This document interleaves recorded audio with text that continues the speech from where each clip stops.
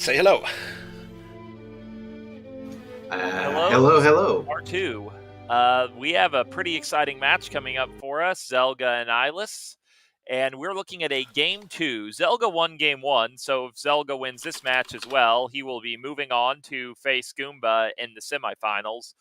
But Illus would like to have something to say about that. So I was sitting here thinking, what is IGI and Ari? And then I remembered Igiari is Japanese for objection. That's what's going on Zelda's stream. Because of the whole Phoenix Wright thing. The best part about that sprite is when it has red mail, it's exactly the Miles Edgeworth colors. Mm-hmm. All right, both players starting from Link's house. This is a fairly common start. I don't know if we're going to go... I don't know if we're going to end up going to the potion shop or not, but who knows.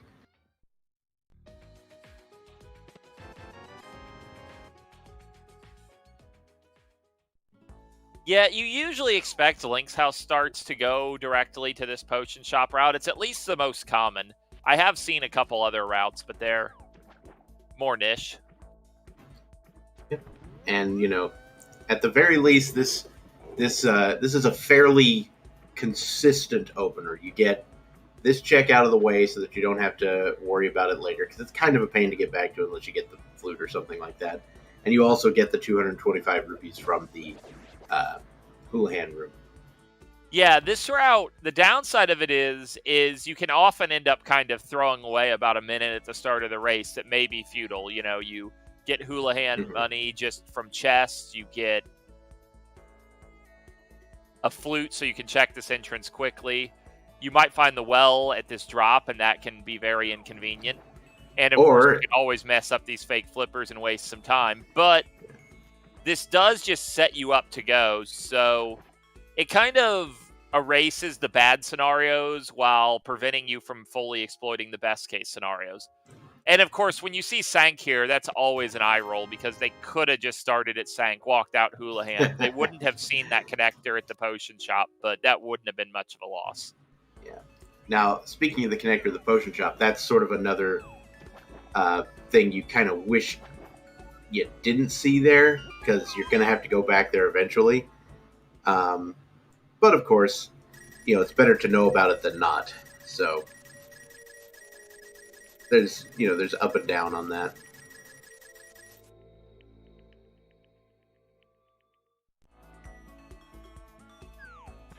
So now we have a divergence here. Illus is headed up to the Uncle's Tunnel, one of the drop downs, and also the entrance to Hyrule Castle. Drop downs are fairly important, as 1 out of 5 hides a 5-item, or 1 out of 8 hides a 5-item location, and that's it right there. Also, it helps to know where Ganon is. Yeah, that's a pretty suspect find. I mean, Isla's getting a huge bailout of this bomb shop here, because there's going to be a lot of time commitment here to this well found so early, and just having bombs is going to make it so much easier. And Zelga, meanwhile, on the north shore of Lake Hylia, found a mini Moldorm cave, which he was unable to actually clear out. And on the island was a medallion. I think it might have been Bombos. So this is going to work out very well for Zelga, because he's going to find all the same stuff Illus just found here, and then he's going to go back to Mini Moldorm Cave. Well, Illus very well may not check the location of Mini Moldorm Cave that quickly. A lot of runners some people go early North Shore, and some people don't. Yeah, exactly.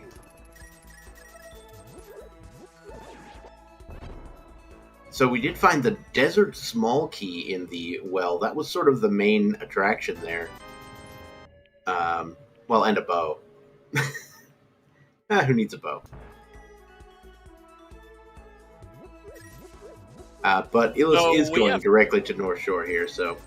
We have chat talking about Among Us, a game I have never played. Every time I see people talk about it online, I just think of the Pokemon Among Us. I'm sure they're closely related. Pretty much, yeah.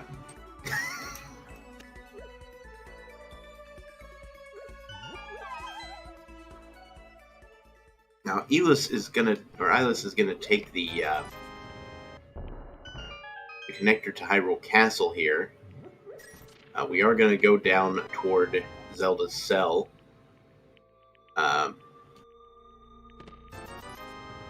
Yeah, I really like this play with the early bow. It's pretty much just free.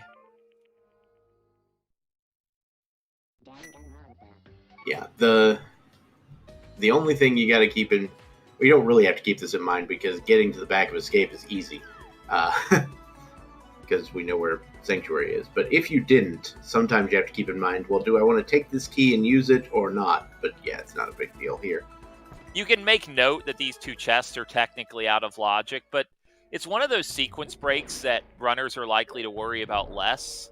Because when you sequence break an item, you don't care if you ever find it. It doesn't really impact a lot, because you're not trying to sniff out where the sewers key is. You'd be perfectly happy to never encounter it.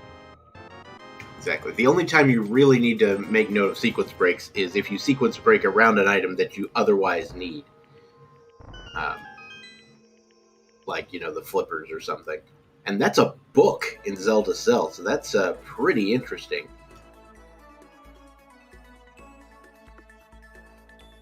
Zelda is not going down into the castle yet, is instead opting to check the eastern area right away.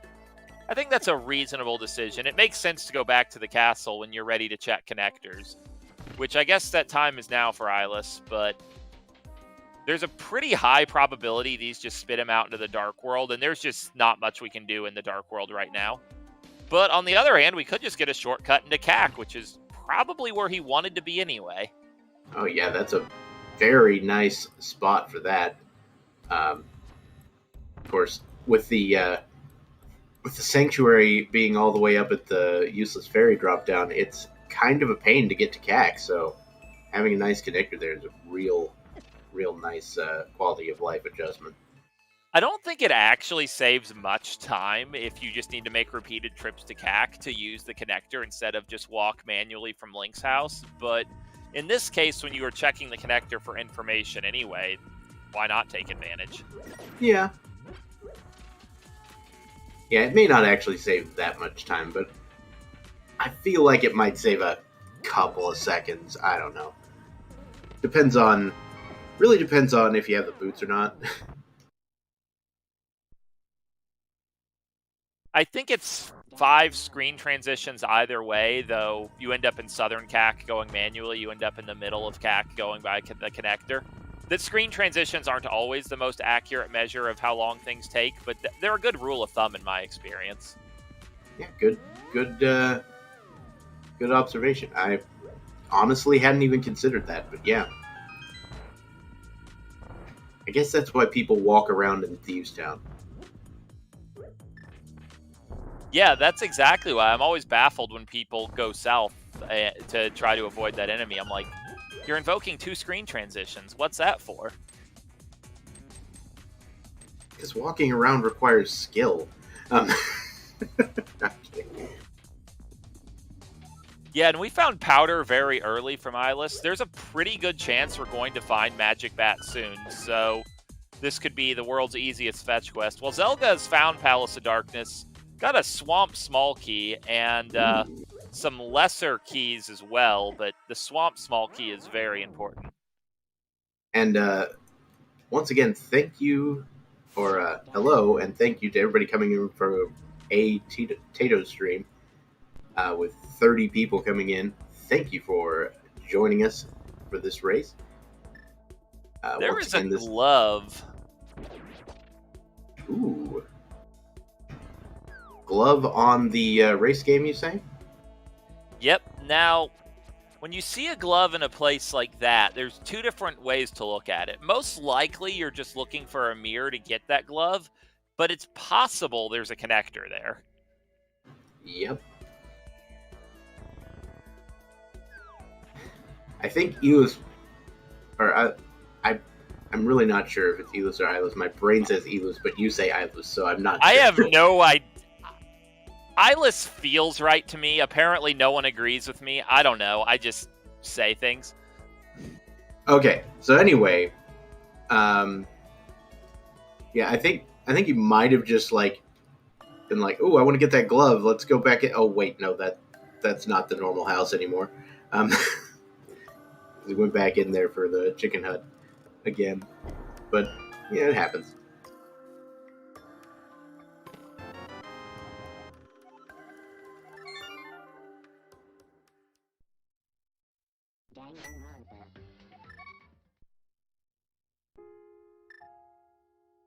All right, looks like Zelda is going to head for the back of Escape here.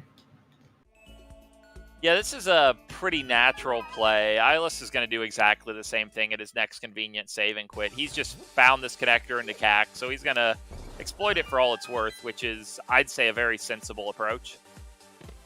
We got our blacksmith location. So what kind of logic applies to the blacksmith? Like, it has to be in the light world, right? It has to be in a light world location, accessible from the Link's house area, with only mitts and no other items. Ah, that makes sense. And it does not consider where connectors can take you, though maybe it should. There's a lot of order of operations stuff that has to go into that. Right. Looks like we got a bottle on the library. And a sick kid right next door. So, well, that'll be a nice little process once you get the boots. Or the sick kid has the boots, and you're going to be waiting to come back. There is that.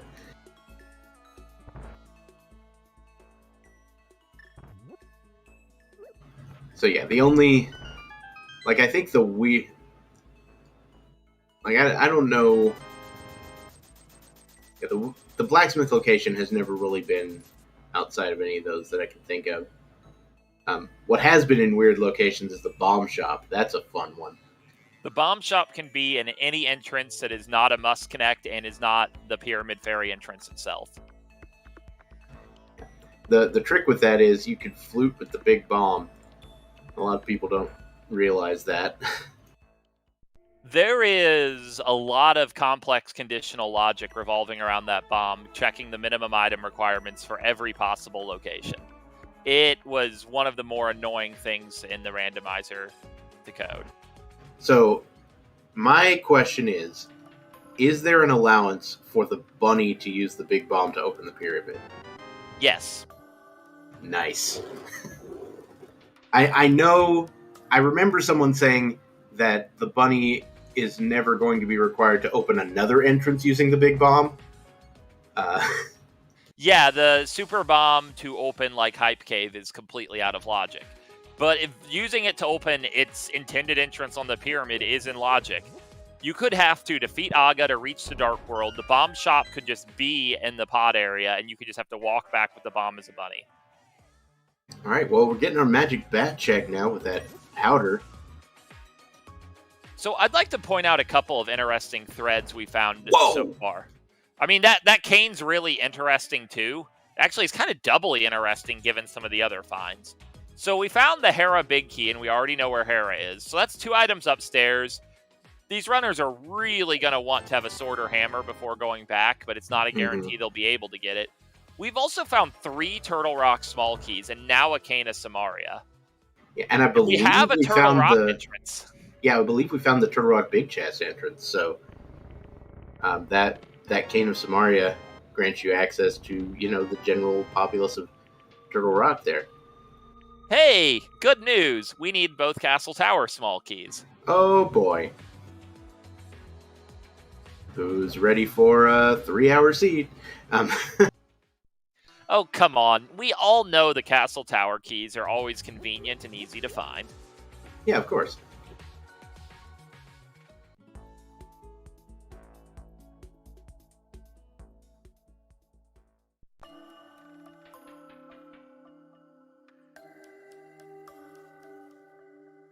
The lumberjack tree was, in fact, our Ganon drop down, so that is 100% required.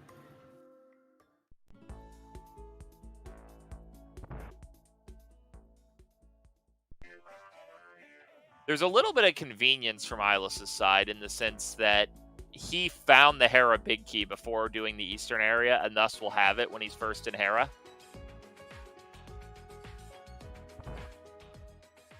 I guess you could argue it's convenience and or heartburn, because the good news, of course, is that he'll have the option to go upstairs right away. The bad news is it's pretty likely he still won't have that sword.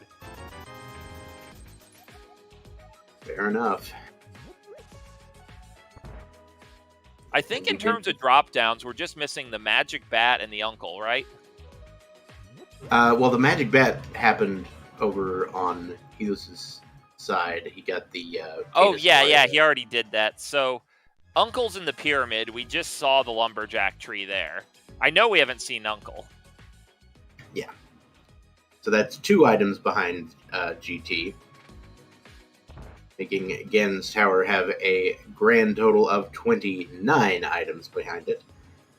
You know, if the uncle ends up in the Pyramid of Power, couldn't you just say that in his quest to go out and fight Ganon at the start of the game, he was, in a way, very successful? Yeah.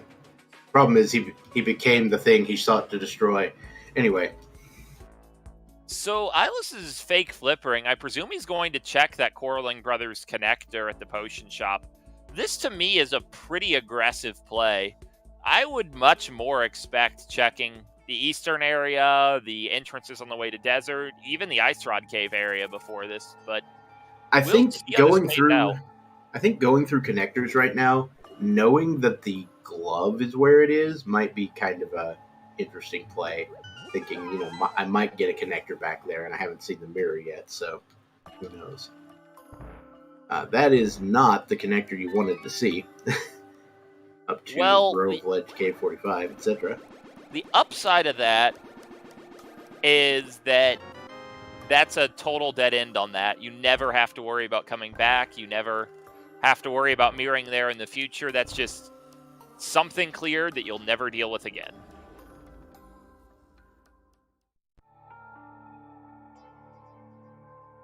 Because, the heartburn scenario is you, get a connector to a lot of the Dark World, and you have to start asking yourself questions like, how much bunny walking do I want to do with these Light World entrances available? And that's a scenario that could very easily occur here. And speaking of Dark World, the good news I'm just waiting for the floating island. Go ahead. Is that it's only 3 entrances. This is access to 5 entrances right now, but we're just going to check the 3 that are fast here. Remember what's in them if it's important. We have a cave up top to go back to, and it's at least fast. All right, so 2 caves with items, neither of which can you really get anything out of without the Moon Pearl, especially not in Logic. If you had the mirror, you could theoretically get the item in the brewery, I believe. Yeah, you could Super Bunny that with the mirror. There is no Super Bunnying the Graveyard Ledge Cave, though. Pearl is going to be hard required for that one. Yeah. I mean, yes, you can, supposedly use the sword to do some things.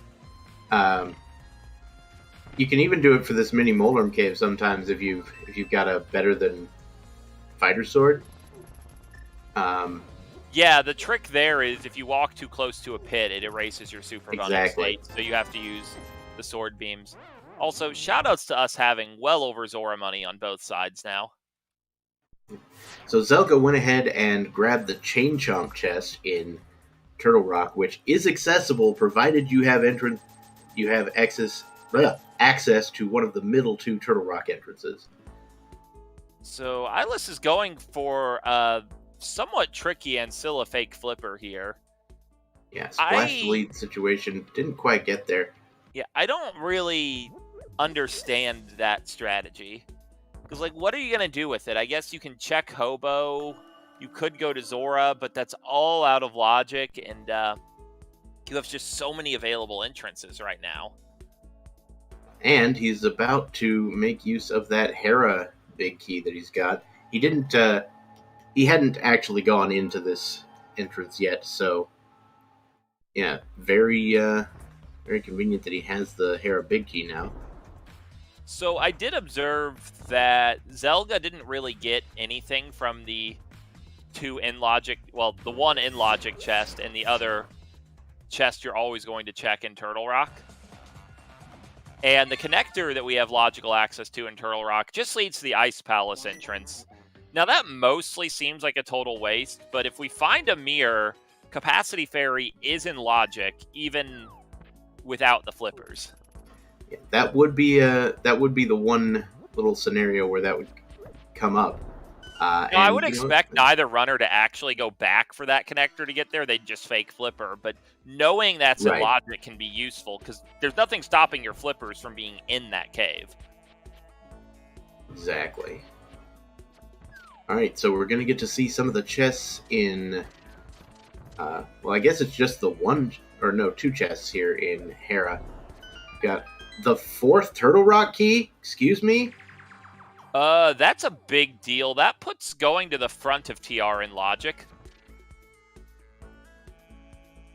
Yeah, it sure does. And from my perspective, it seems very likely that's what the seed wants them to do. Like, that's like blatant. The game has given them almost nothing else of interest other than just every piece of the puzzle to make that specific play. It looks like Zelda is in, I think it's the Death Mountain Descent cave here. Because I saw him going up a diagonal route. Yeah, that looks about right. Yeah, we'll see where this dark cave goes. It's entirely possible. Well, that's sure unhelpful. But I was going to say... Hammer House in the Village of Outcasts. There we go. Yeah, I was going to say it's entirely possible that they are just supposed to go to the front of TR for a connector up to the mountain. And an alternate dark connector to the mountain might be a more convenient way to solve that, but no such luck for Zelda there. Yeah, so, as far as the Turtle Rock thing goes, yeah, it definitely puts going to the front in logic. There's also that one item... at the compass chest that's put in logic with that as well, right? Yeah, that also is totally a thing. Though our connectors haven't... I mean, the mirror would make a lot of sense, because that's access to basically the entirety of Light World Death Mountain, given the connector we saw to the floating island. Oh, yeah. Floating island is a super powerful connector. It is kind of a pain to go back to all the time, but it's, again, super powerful. I wonder if Zelda will go to I mean, clearly he's going to go clear out the basement here, but I wonder if he'll go to Dark Cross. I would think he probably will if he was going to do the Death Mountain exit connector in the dark. I mean, Dark Cross is more value than that, right?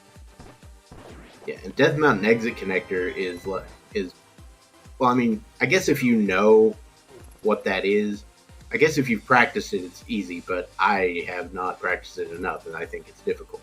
So, yeah, all 4 Turtle Rock keys have been found this early.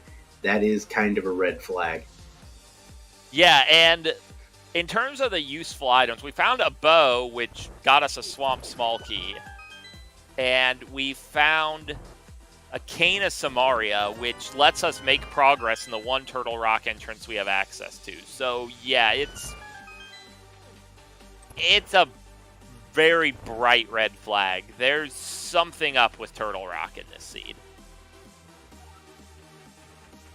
Luckily, you have enough keys and you're starting from the middle that I don't think you really have to kill that Pokey. Yeah, in fact, there's absolutely no reason to kill the Pokey with all 4 Turtle Rock keys, especially. Because as long as you never open the door leading backward from Chain Chomp, that's the key you never use. Yeah. And given their current loadout, I don't envy anyone trying to kill that Pokey. It's not that hard with the Cane of Samaria, but it's not that fast either. Yeah, real time consuming. Alright, looks like a Dark Cross play is happening. Illus has been through Hyrule Castle twice, but has not gone to Dark Cross, so that'll be interesting to see. The map of Turtle Rock, just to throw it in, just to like, rub it in for whatever purpose. It's like, hey, you know that Turtle Rock dungeon you got all these keys for? Yeah, that thing.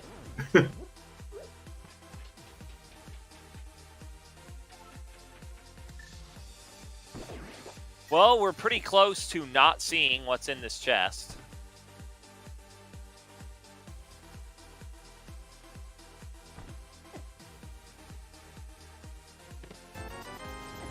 Oh, $50. If we did in fact see it. So I don't know if you've looked at all at the Super Metroid and Link to the Past crossover randomizer. One of the things I think is interesting is when you pick up a dark chest in that game, it momentarily turns the lamp on so you can see it and then turns it back off. That's a fun little quirk. I wasn't aware of that in particular, but I'm aware of SMZ3 in general. Yeah, I am really not very good at things like Metroid speedrunning, so... Same. Yeah, like, I probably could not do a competent run of that randomizer, and it's just because I would not be able to handle the Metroid side of it. Oh, hey, speaking of our friend Turtle Rock, I actually kind of don't suspect Laser Bridge is going to be the answer here, but you still have to clear it out while you're here. Yeah, four checks, you just grab it. Again, 5 this checks, is really. Actually, with all these keys, if I were Illus here, I would just go backward through the entire dungeon right now. I would just start here, go straight up the front. Play. Oh, hello. Well, we're in the Ice Rod Cave area, so you make a diversion to check the rock that is right outside this door. Seems legit. And very nicely done on the bootsless laser skips with a moon pearl at the third chest there. Very nice.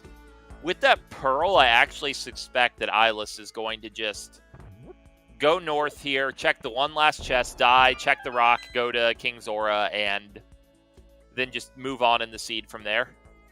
Seems like a plan.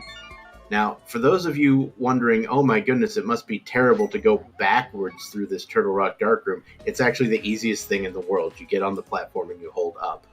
The weird thing is, none of those finds were what the small keys pointed us to.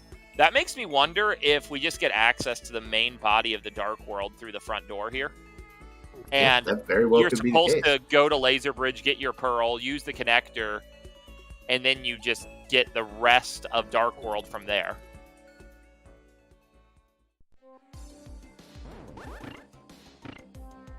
All right, so Zelga is now going to head up. Hera going to also acquire that remaining Turtle Rock key, which is just going to probably... I mean, let's say both runners here, picking up the 4th Turtle Rock key this early, you just kind of got to be chuckling to yourself on the inside. It's just like, really?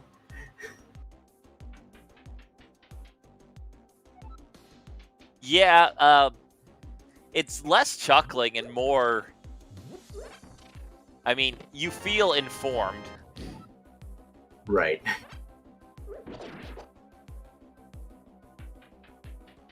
Oh yeah, it is a good point that Laser Bridge is technically out of logic. It's also just possible that one chest in the front of Turtle Rock has, like, the blue cane. Yeah, very possible. Though, just like with the sewers key, this is another sequence break. You don't stress too much, because, like, because it's possible blue cane is the answer here, you really don't care if you ever find a blue cane. Yeah, I mean, the only other thing it could potentially help with, in logic-wise, of course, would be the Spike Cave. And there are other ways of getting through that. Not the least of which is just getting enough hearts and tanking it. Yeah, the cape would be a little more useful because it does open an entrance, as we are still conspicuously swordless. And hey, there was a blue item in that chest, and Oof! Illus, that has to be on purpose. Oh, Either yeah. that or he's a much worse player than I thought, but I'm going to assume that was on purpose. Yeah. But that's a wild play to me, not checking that connector. Well, looks like Zelda will be joining Illus, and of course, that lifted spot did turn out to be an item location, but it was not, in fact, that useful. Just two big 20s in the Pyramid Fairy location.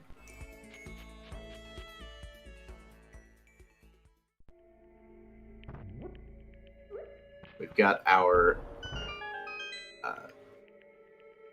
hookshot cave entrance, and it was showing us that goes to our, our whammy of a connector, the Not Desert that Right. big of a whammy today because Illus was out of bombs. Fair enough. But yeah, Zelda is headed back through this because I believe he intends to check more of Turtle Rock now. Well, we'll see if Illus is about to get a good read on the seed. And Zelda just checked one chest on Laser Bridge and turned and left, which I don't know about that. That's a very weird thing to do to me, to not even get all the Laser Bridge chests. Well, he's coming back.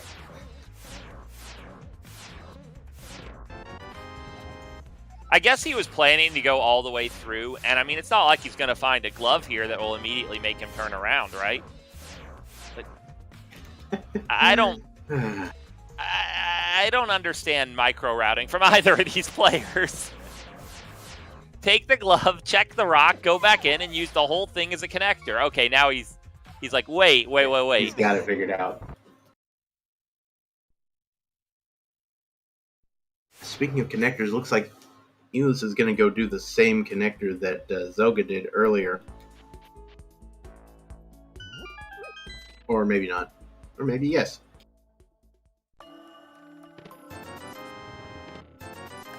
Probably just confirming that's not the old man and just happy not to fool with it more. Identifying the connector and piecing out. Yeah. I completely agree with that decision. Like, the world's your oyster right now. Why would you spend your time chasing some random dark connector? I just now noticed that the rupee crabs are dropping 8 bombs, so that's a very nice piece of knowledge. Gonna be able to get all the bombs you can stand for the rest of the seed doing that. There is Mimic Cave, as usual, found without the hammer. It's a relatively accessible location. Could easily be comboed with Purple Chest or the Bombos Monolith, depending on what else we find. Mm-hmm.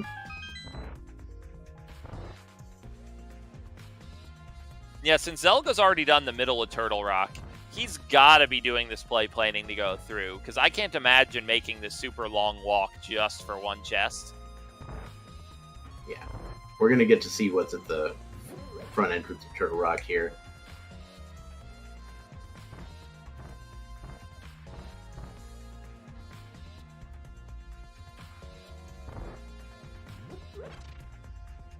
I would like to point out, it's a little thing, but both runners are putting a lot of focus on this sort of resource conservation game, because we're having to fight with arrows and red cane and bombs, of course, and it's just really easy to sort of supply yourself out. Both runners have been handling it pretty well, but you just notice a lot of just little moves in service of that. And not to mention, speaking of conserving, these runners have been on 3 hearts the entire time. I mean, yes, they have blue mail, but you can see Zelda had to, bail on that platform because he was going to hit a berry, and that's a problem. Sitting on 1 heart. low health seeds. I mean, they can be fun if you like a challenge, but they're also going to be real stressful in a quarterfinals tournament situation. I mean, if you die because you only have 3 hearts, then it was never meant to be, right? I guess.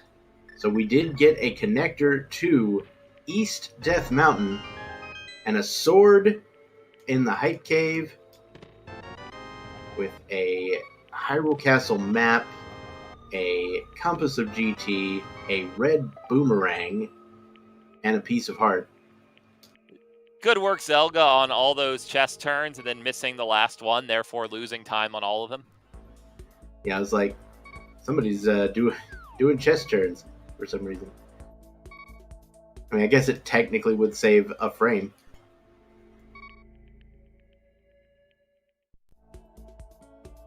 The sword's interesting, because that puts exactly 1 check into logic.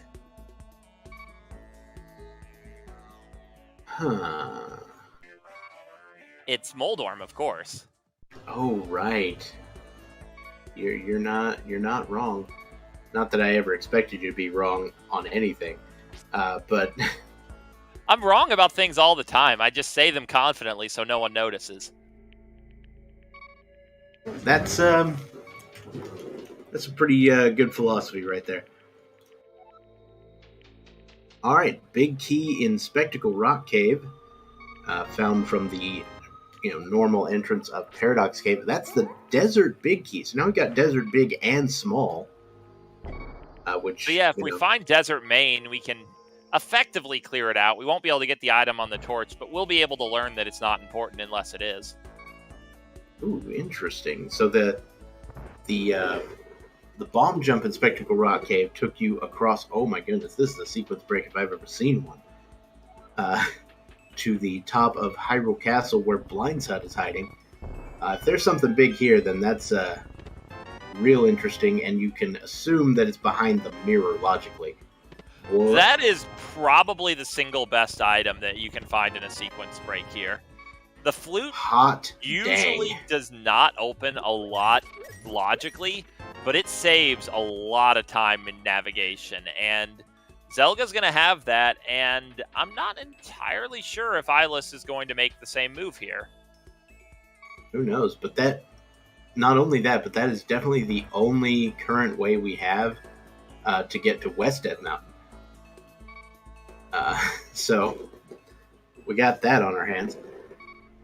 And of course, now Zelga is going to go the direction that is in logic, which is falling in the hole. And absolutely on board with coming over here to pick up a fairy when you're on half a heart. The mini Moldorms in the next room do not like to cooperate. I mean, in all honesty, I would have picked up the fairy even as Illus, who had 2 hearts. But I will observe he did not jump over there. So that flute is going to evade Illus potentially for a long time. And this looks like the connector they were looking for. This is access to pretty much the entire Dark World. Yep. There's a little bit of sort of routing inconvenience you have to factor in, because, like, you need to check North Dark World. You jump down to South Dark World, you can't easily get to the East. But if you go to the East, then the South is off, and it was a really long route to get here. So, definitely some decisions to be made.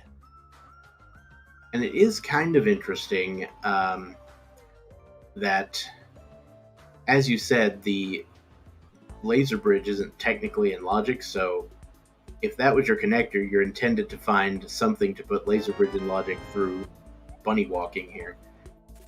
Possibly, but I mean, kind of like I said before, you're not that stressed over ever finding the blue cane, the cape, whatever. Like, right. So we've sequence broken an item that we don't care if we never find it. And, like, yeah, the cape would be an extra entrance from Zelga's perspective, but at the same time, he needs a Master Sword eventually, and that'll get him in, too.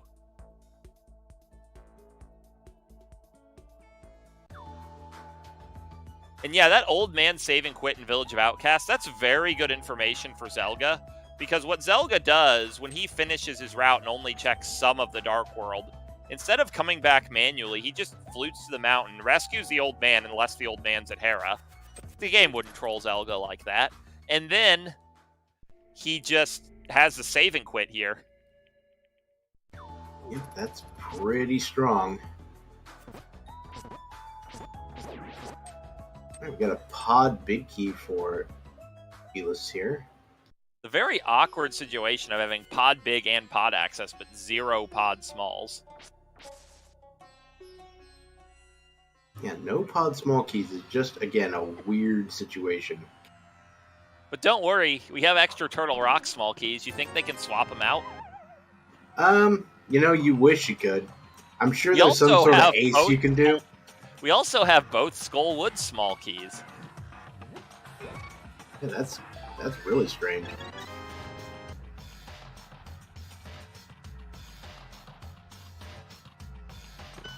And we have all 3 small keys that there's only 1 in their dungeons. So we have a very interesting small key collection. Yep. The main sore thumbs sticking out are, of course, the pod keys and then the castle tower keys. You're saying you don't want the next sequence of keys we find to be all the Meyer keys? I mean, that would be the best thing ever, that's all I'm saying. But we did just find a Ganon's Tower small key here in the big key chest of Skullwoods. Yeah, even if we find GT, we can do very little there right now. We can get 3 chests, tile room and the 2 on the right side. Without hammer, you're going nowhere on the left. Without any way to light torches at all, no matter what tricks you're not going down the right. We don't have a big key to climb, among other things we don't have. Yep. Alright, looking up on Bumper Ledge, we have a small key of sorts. Gonna very carefully kill the pterodactyl, which will otherwise, I mean, you do have the blue mail, so you'll pick up 10, you'll only take 1 heart of damage here. 2. But, with blue mail? They do 3 normally. I'm pretty sure it's 2 normally. I could be wrong. They're called murder dactyls for a reason. They're not nice. Yeah, they're not nice.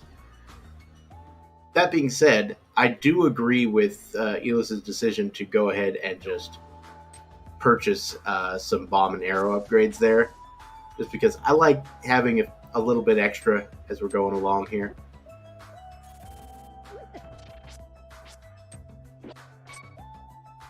Zelda just demonstrating getting hit by the murder dactyls. Thank you, Zelda, for helping the commentary conversation along. Fair enough.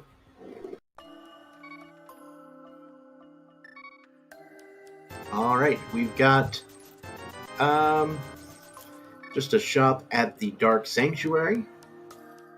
And we'll head toward our little obscure, what some will call the Curiosity Shop down here. And yeah, this is going to be a different routing situation for both runners. Zelda very well might just save and quit out of the Red Shield shop, whereas Illus is going to feel a lot of pressure to do more stuff. Well, there's Desert Palace, so I think both runners will be quite pressured to get some stuff done in here, as both of them, I believe, have located the big and small keys of this dungeon. Oh, hammer time! There we go.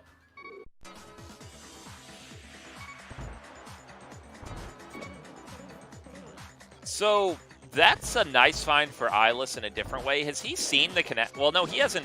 It was the dark connector that led to the Village of Outcast Hammer House, right?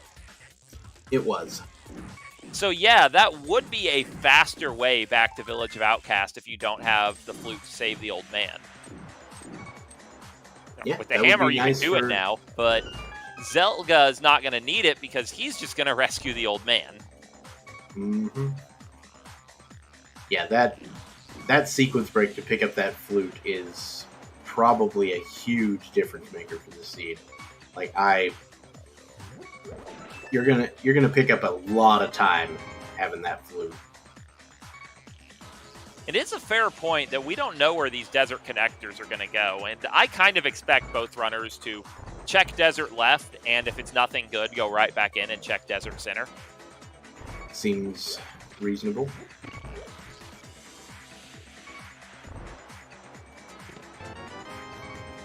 Speaking of nothing good, that would pretty much describe the rest of the contents of desert, minus of course the hammer.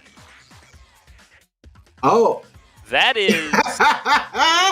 See, that's amazing because that is like the worst possible thing from Zelga's perspective that could have been there, and the best possible thing that could be there from Illus's perspective. Because one, Zelga's not getting back in there to check the middle, which is what he wanted to do, and Illus is going to get the flute right here, entirely in logic. So that's a heck of a break for Illus there.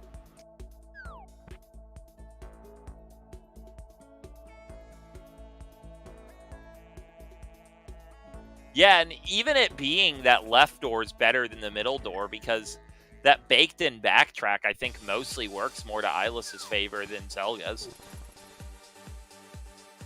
So we can see Zelga is heading to Kakariko through the Hyrule Castle thing from Link's house. I don't know which one's technically faster, but there you go. And Zelda I think the fastest route here is to jump down and take the route less traveled to the left of the castle. Oh, that might be what Illus is doing right now.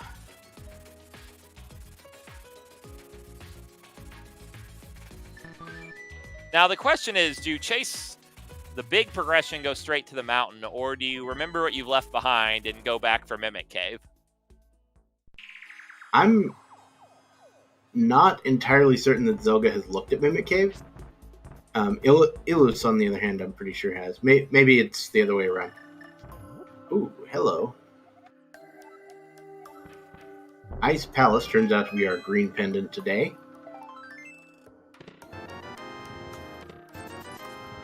And there's that cape we were talking about. So, wait just a second. Yeah, right that to left. That connector, right to left is desert in right, logic. yeah. That's the logical pearl and glove right there. That's Look at what monster you hath created. This is a seed that said, okay, the logic protects you from having to do 3-heart laser skips, but if you want a good time, you better know how to do 3-heart laser skips. Mm-hmm. Yeah, with no boots. Am I the only one who thinks bootsless laser skips are easier than boots laser skips? Well, I certainly don't, so, congratulations. Why would you save and quit from there, Illus? I mean, I guess you can flute to 5 later. Yeah, that's fine. Because you have a glove, hammer, and moon pearl. Let's not forget we actually have Dark World access today. What the heck? Alright, Zelda has found that old man, which will, again, make the... give you yet another point to access the Dark World. I don't expect any of our runners to ever use, like, the Lost Woods portal today.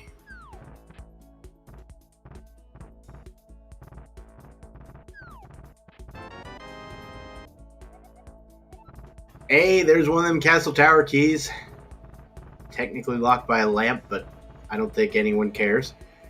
I mean, you would really like to have a lamp when doing Castle Tower. I suspect both these runners can handle it if they don't, but isn't it nice? Sure is. I certainly wouldn't want to do Castle Tower without a lamp on these 5 hearts. My 5 or 4, depending on who you are.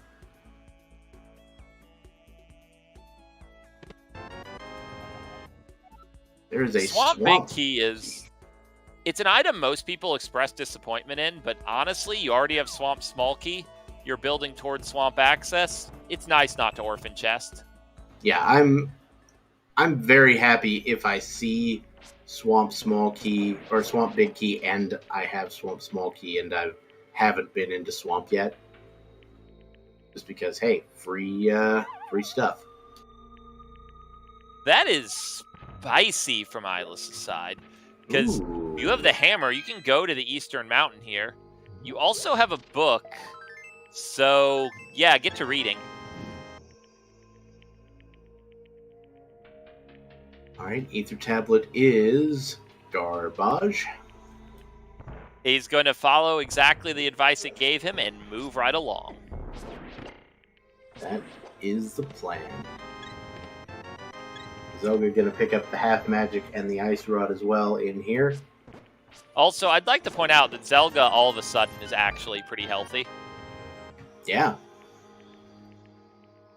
Got to be a bit of an upgrade there. We've got a small key on the floating island. And we have the back of Skull Woods.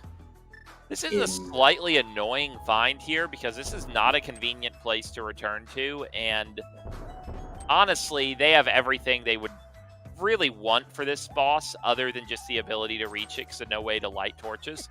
The boots do erase a lot of pain, though. Yeah, certainly more happy to see that than you are sad about having to come back.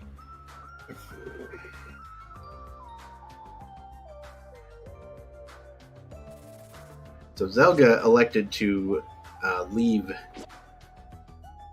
the pod area, or pod entrance, and check some of these entrances. And Illus, on the other hand, has located the dam at the Fairy Ascension top entrance, otherwise known as Mirroring from the End of Turtle Rock.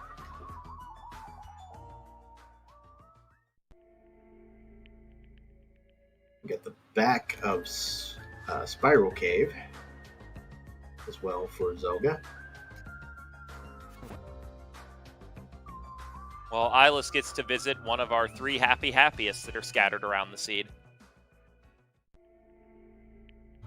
Wait, are they wearing blue? That's what it looks like. They look exactly like happiest to me. Really? I don't know about that, but yeah, I get the reference, and it's a great reference. I love it. I also really like I want to play Earthbound again. Sorry. I really like the minor efficiency of checking the Drain Dam item and running over to Mimic Cave. It's not really that much time saved versus making separate trips, but, I mean, seconds turn into minutes. Fair enough. Alright, so Zelda now checked the pyramid, because, I mean, we'd already checked all the entrances on top of the castle, so there's no worry about having to come back with a mirror. And then it looks like we're having a catfish check. I do feel like Illus has really been putting a lot of care and thought into being really efficient here. And so far, it's kind of paying off for him. It looks like we have a trans-dimensional potion shop today. It decided to just be in the Dark World in its normal location.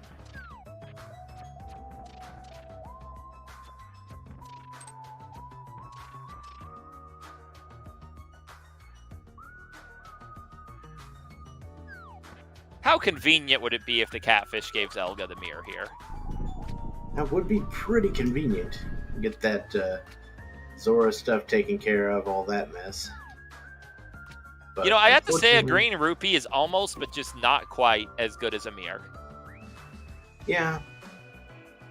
I mean, I suppose if you really polished it, you could make a You could make an argument that it could be a mirror, but I don't think the game would let you do that.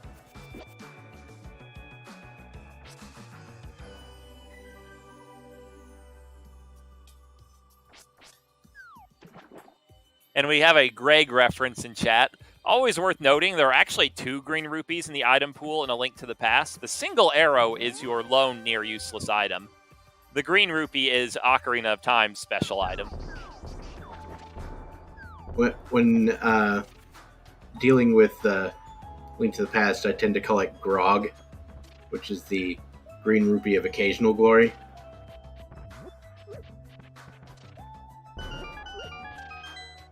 Rather than eternal glory.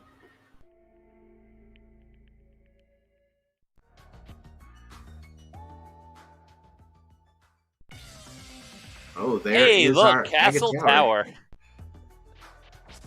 So, with one key, I feel like the decisions, at least, are pretty easy for Zelda.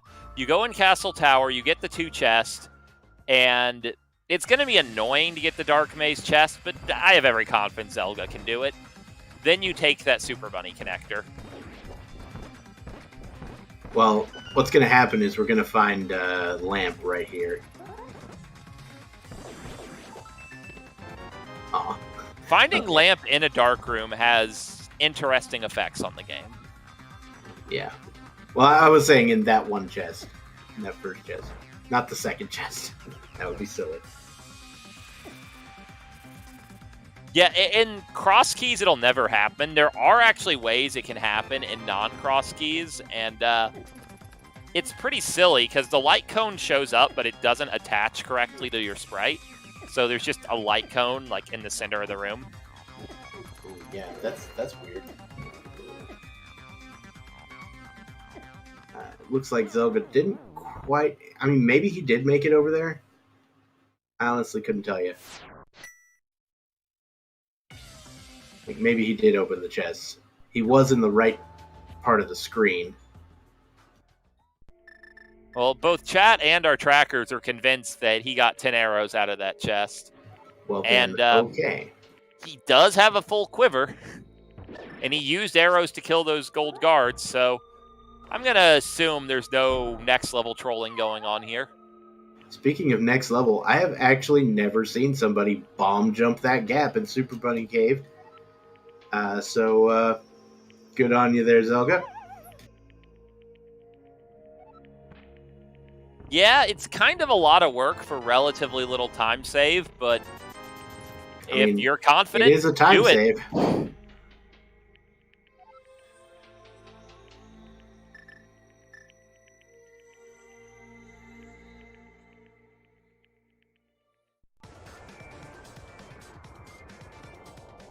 Yeah, I mean, if you have a sword, that makes it easier, and if you have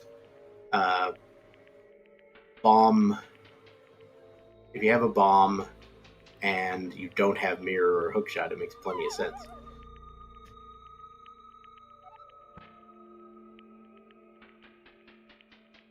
So Illus is about to give us all the South Dark World checks. Well, Zelga's taking yet another connector.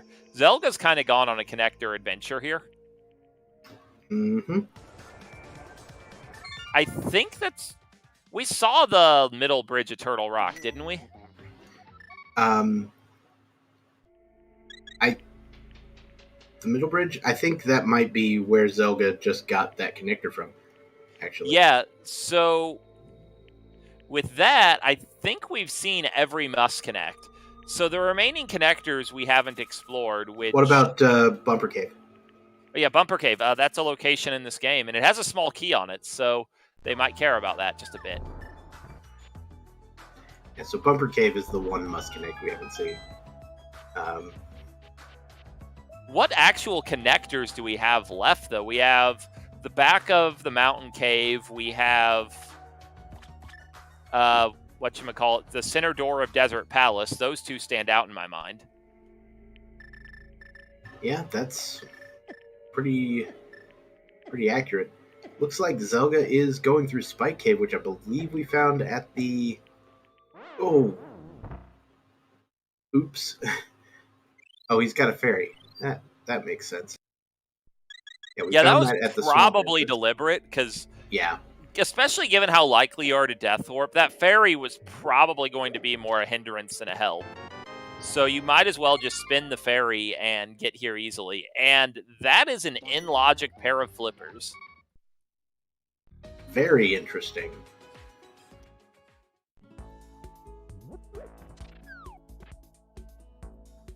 Now, Illus is going to actually get out of here the old-fashioned way with some spin speed and some cape.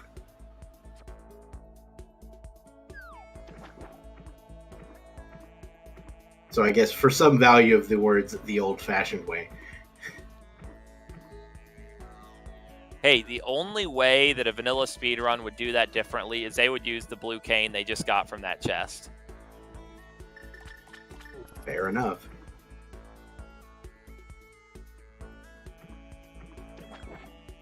Yeah, I guess it'd have to be 100% speedrun, wouldn't it? Well, yeah, if you go for the blue cane in a not 100% speedrun, you're probably not getting a very good time.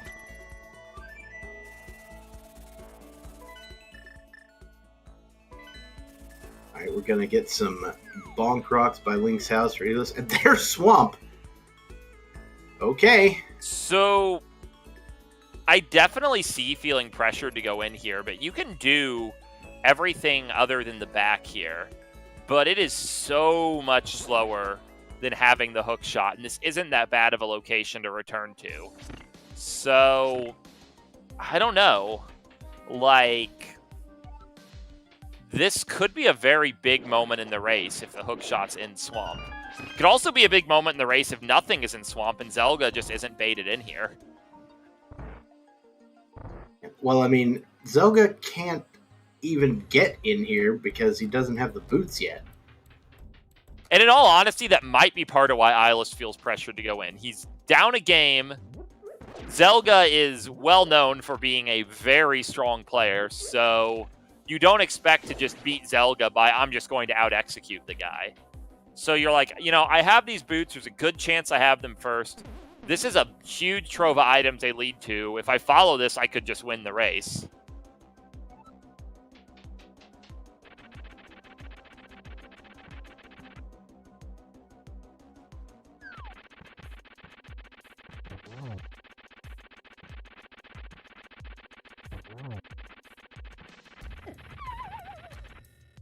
Oof.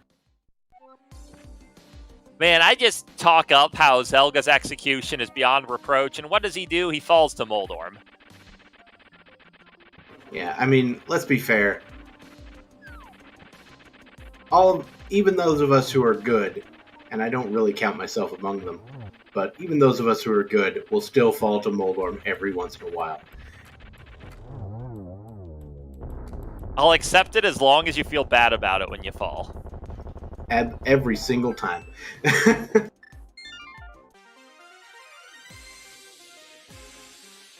So, while Illus has not found like much that's super important, he has found a second sword here in Swamp. Yeah, and this left side's really the critical point here, because this is the part that's really slow to check without hookshot. So if this is a really important progression item, that's the huge time commitment, but at the same time, the huge time commitment paying off, but if it's not, this is where it's really going to hurt.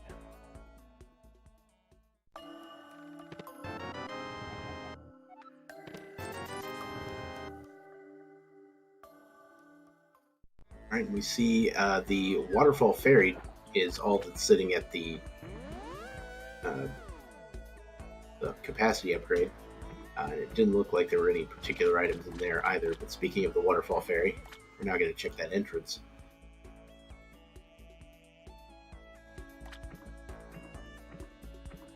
We all know King Zora always has a lot of value, so... At least he thinks it's a lot of value. He certainly puts a heck of a price tag on it. I mean, King Zora, in a way, you could say always has value. He either has a progression item before you talk to him, or he has 500 rupees after you talk to him. Either way, a lot of value.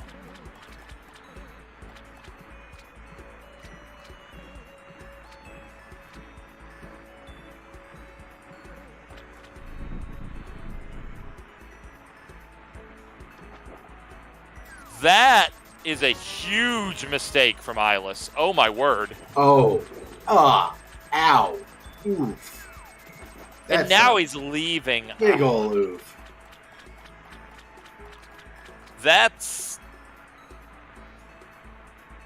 maybe literally the worst thing he could have done. And he had no reason to do that either, because he could have just saved and quit and started at Link's house. And how is he the first one to find the mirror when it's right there? Yeah, well, I mean, Zelda hasn't really explored this area.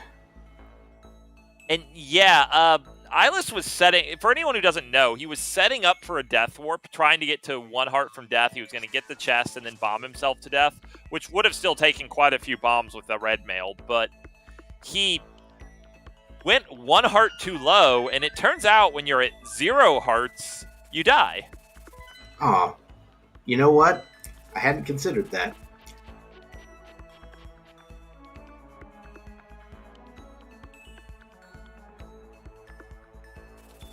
So yeah, I think his strategy with the health management there was very bad, and now he's kind of in a double lose situation off it, because it's really unlikely Zelda will repeat that dip without hookshot unless it's a last location. And if hookshot's in swamp in the 1 chest he left behind, that's awful for Illus. But at the same time, even if that chest is junk, the time loss of everything he's done is now baked in. Mm-hmm. So Illus finds the veritable, just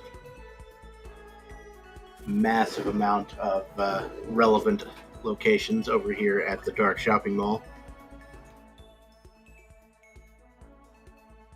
If only we had a fire source, we could beat Desert there, but no such luck. Yeah, he's like, I have myself the Desert Big, Desert Small. This is in logic. Oh, wait.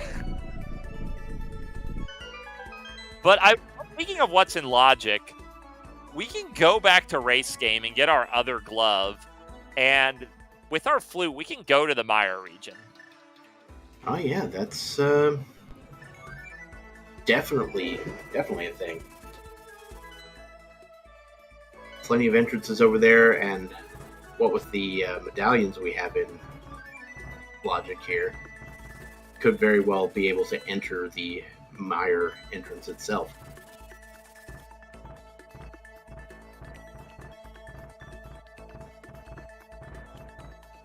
Alright, so I think Zelda now is going to take the other entrance out of Paradox Cave, which will lead him to those boots.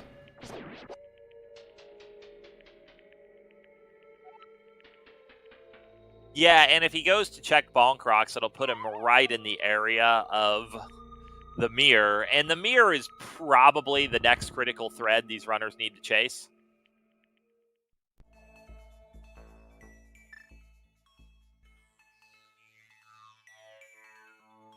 And yeah, it is a big deal for Illus here. He has the mirror when he's finding the Mimic Cave area. So if Mimic Cave is important, that could be a pretty big deal for him. So Zelda was headed east and then remembered, oh right, I've got this book. I should do something about that.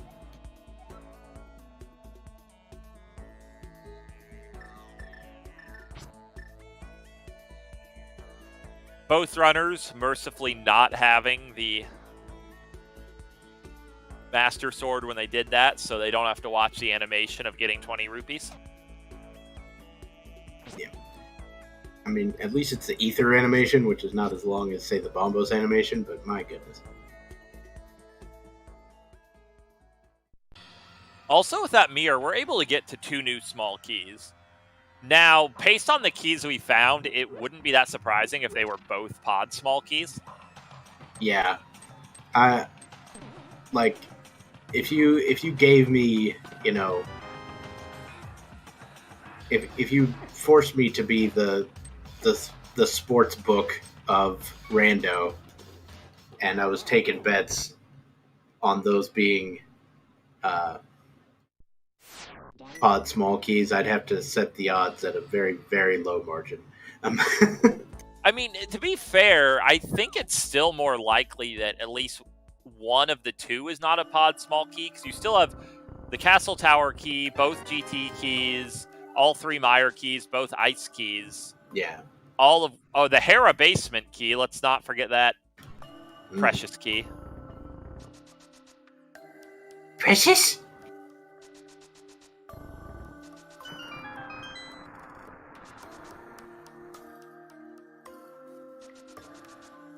Speaking of small keys, it's pod!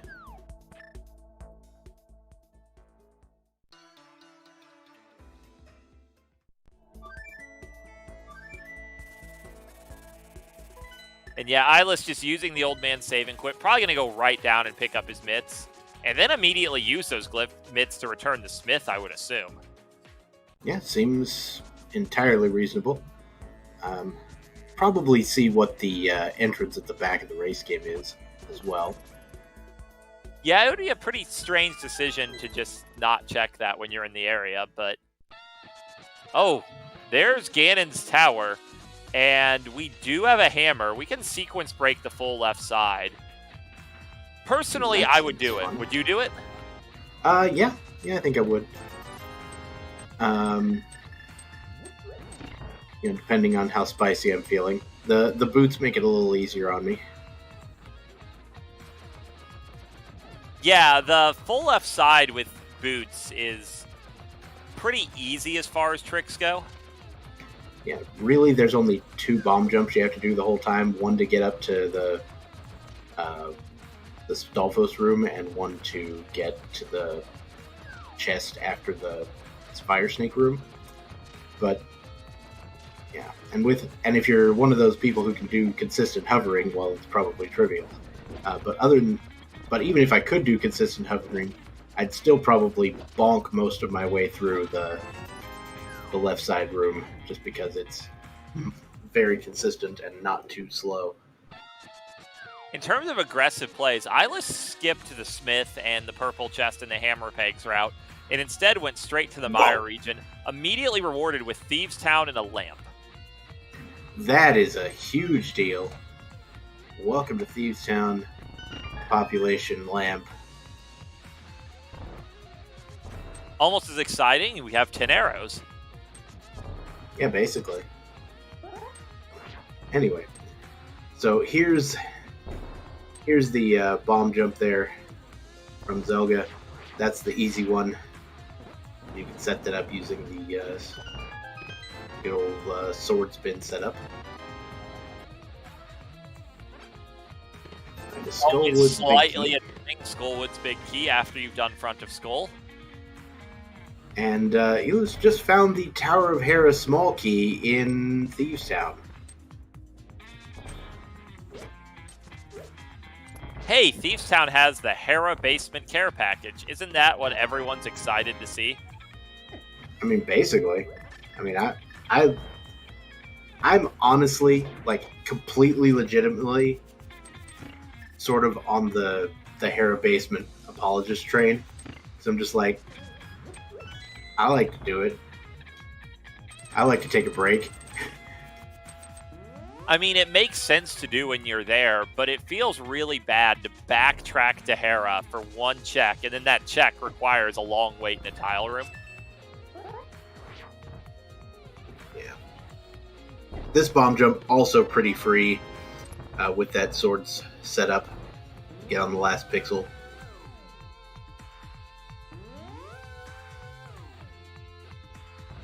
So one of the biggest things about this seed as we start to look at what do we really need, we have remarkably little information about what our pendants and crystals are right now. Mm-hmm.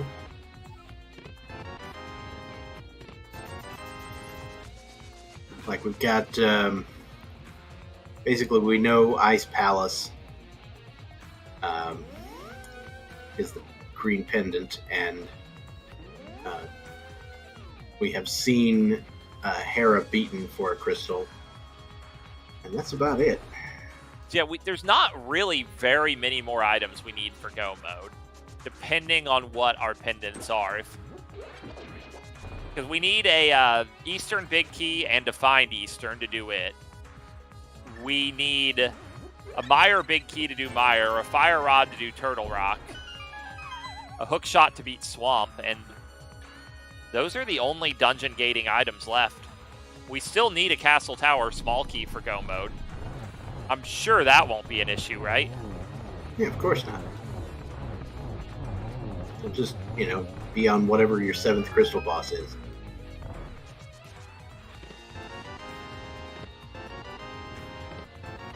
Oh, wow. Wow.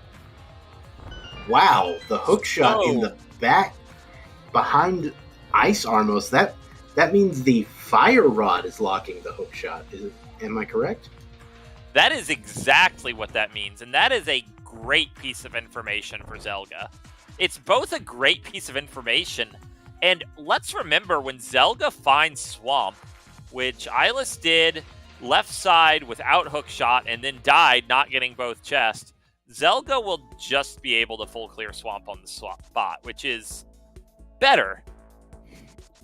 Yeah, and not to mention the hook shot just makes, you can even, it even improves the time just for clearing left side Swamp, because, Illus had the trouble because he had to go into that stupid room with all this bubbles and water tektites and everything twice and took the damage all the way down. Only once for Zelda here.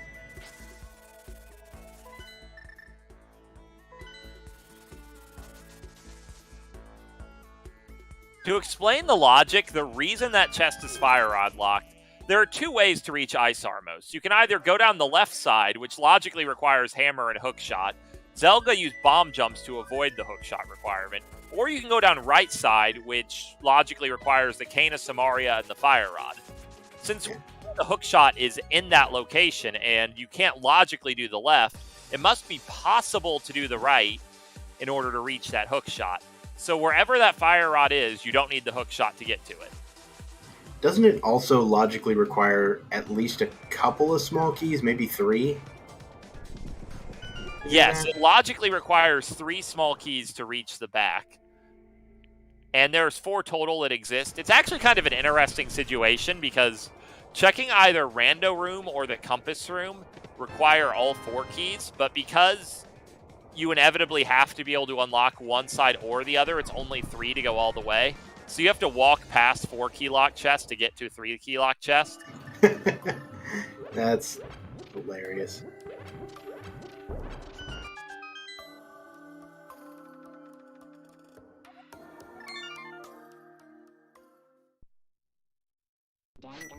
So Zelda has been, checking a lot of other things around here, but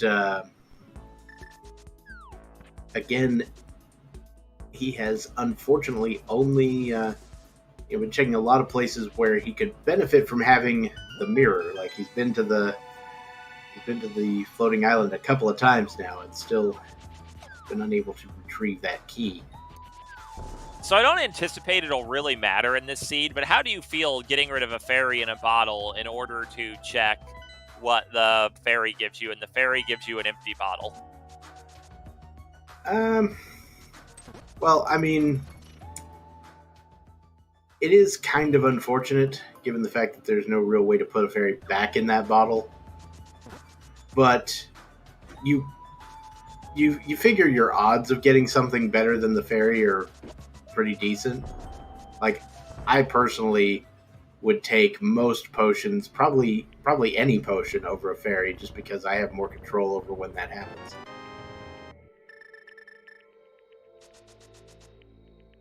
Now Zelda has finally made his way over to the bomb shop entrance. Got his mirror, gonna find Swamp. I would be very surprised if Zelda doesn't full clear Swamp on the spot here. Yeah, that seems entirely reasonable.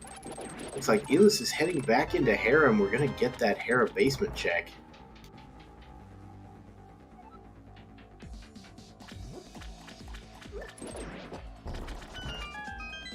Yeah, probably the main reason he's back here is just for Moldorm's Crystal, but Well, he doesn't know it's a crystal, but he knows it probably is, and we know it actually is. So just take care of this, get Hera Basement on the way. You never know, Hera Basement might be important.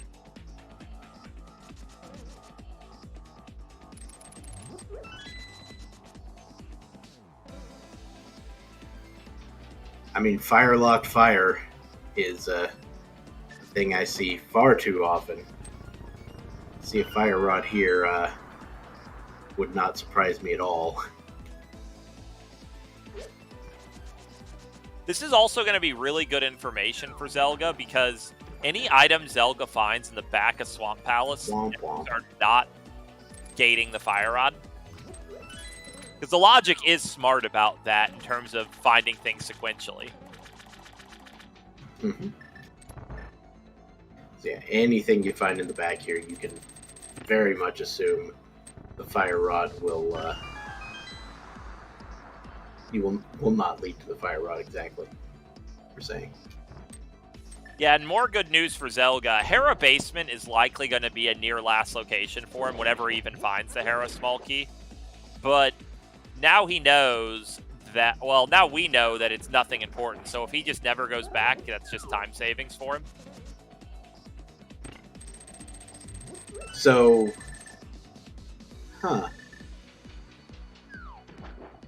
so Zelga did the nice little cane diver down there and grabbed the block on the way down. And so I don't know if that's a common thing or if that's just a Zelda thing, but it looked like it made it a little faster, to be honest. If it saves time, it's an incredibly small amount of time, but I mean, it certainly didn't hurt him.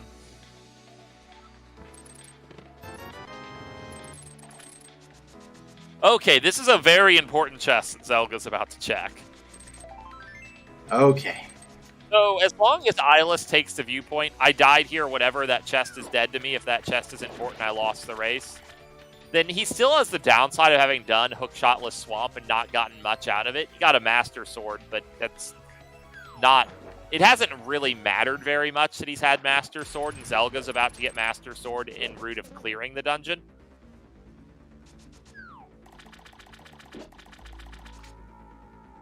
But yeah, it's very... that's got to be a pretty good comfort to the Illus fans out there who, you know, were very anxious about that particular chest. And of course, since we race double blind, it's no actual comfort to Illus, but he gets to enjoy the anxiety with us knowing that ultimately his anxiety is for naught.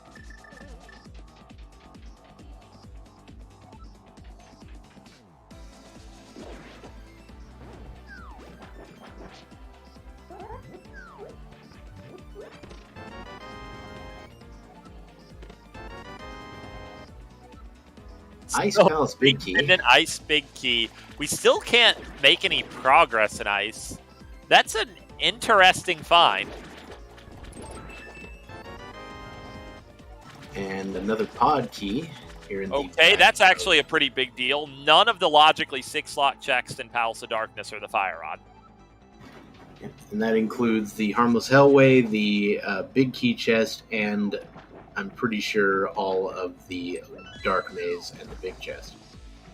All of that is correct, and of course Helmsar King's drop itself. Right.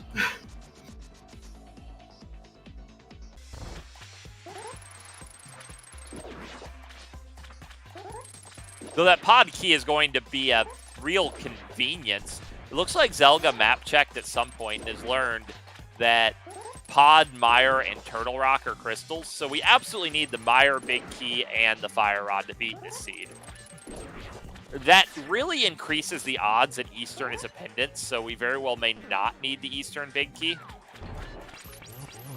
Pretty big deal.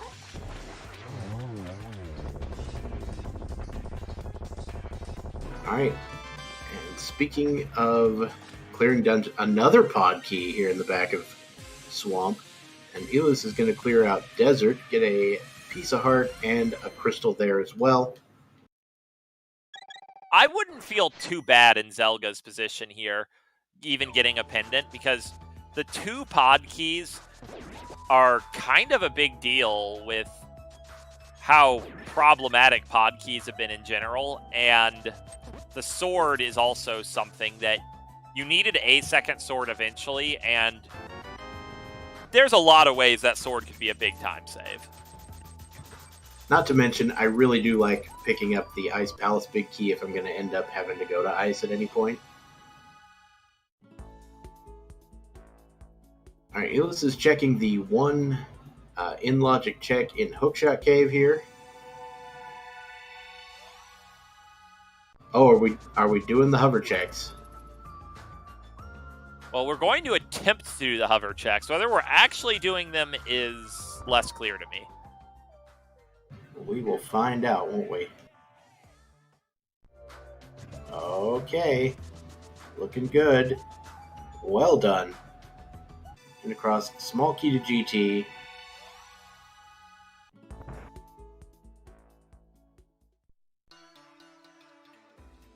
Piece of heart, and now attempt this hover to the right.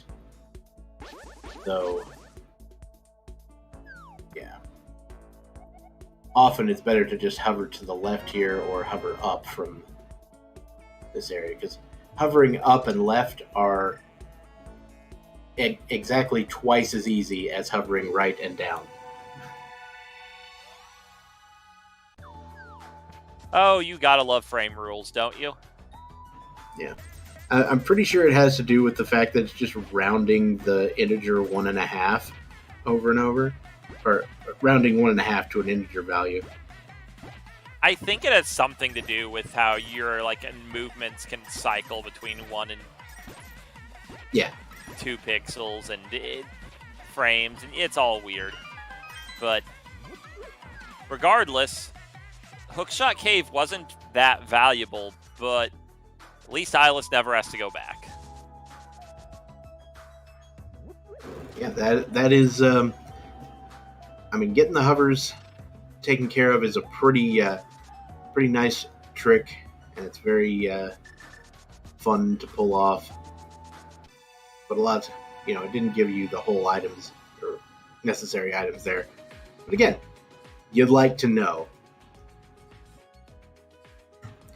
And here is our blacksmith check. Yeah, this is a very sensible. And there's the fire rod. So Zelda is a GT key away from the hookshot being in logic, but is probably not too worried about that. That fire rod was the big prize. Absolutely, my goodness. Oh yeah, we also need a Turtle Rock big key. That's a key of consequence, isn't it? Sure is.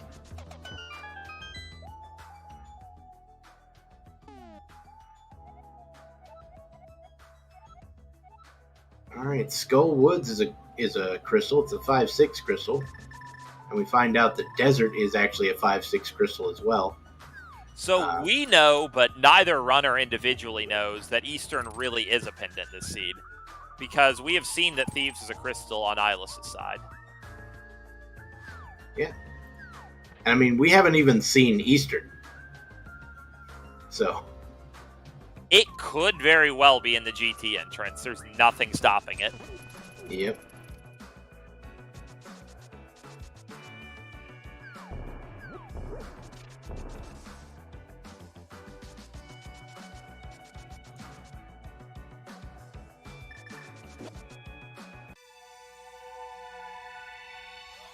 This is going to be very efficient for Zelda. He's going to be able to go straight up and check the Bombos monolith while he's here.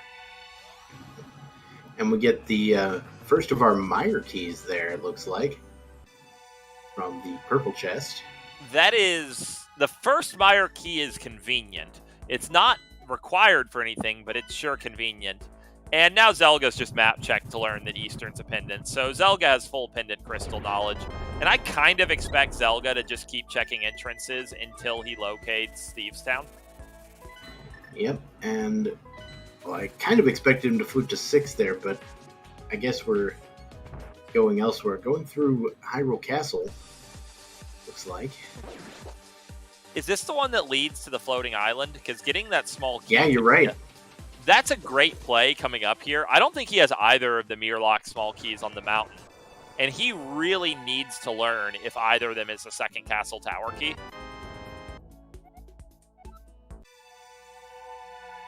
Alright, that is an Ice Palace small key.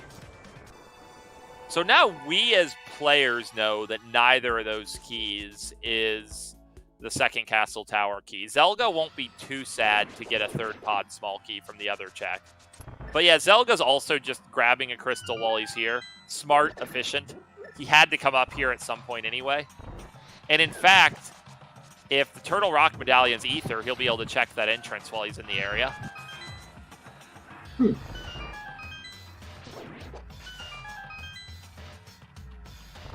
Oh. So Illus located Meyer. I didn't see where this was. We found it much earlier. It is the southwestmost entrance on West Light Mountain. But also, just saying, using frozen Popo strats in Meyer 2 is a heck of a play, let me tell you. You know that in entrance, the Ice Rod can be logically important to be able to clear that room. Really? Yeah, I guess you're right. Because neither Boots nor Hookshot can kill Wizrobes by themselves. You can clear that room with just Ice Rod. And I guess it expects you to like use a bomb to kill the last Popo or something. Yeah, I mean you need ice. You can kill Wizrobes directly with Ice Rod or indirectly by throwing the Popo at everything, and you can just bomb the Popos or the one Popo. You have a choice of how many bombs you want to spend.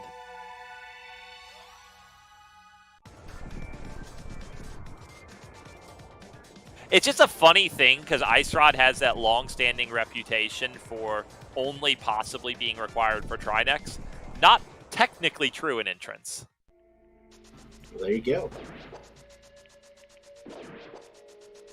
And pretty good news for Zelga finding out that that medallion is Bamos. It's good news because it would feel really bad to know that it's Quake and that you just haven't picked up Quake yet. Another GT key for Zelga, and that puts the hookshot in logic, as you were saying. Yeah, it's a nice feeling to just have all your stuff in logic. And there's another pod key in Meyer for Illus.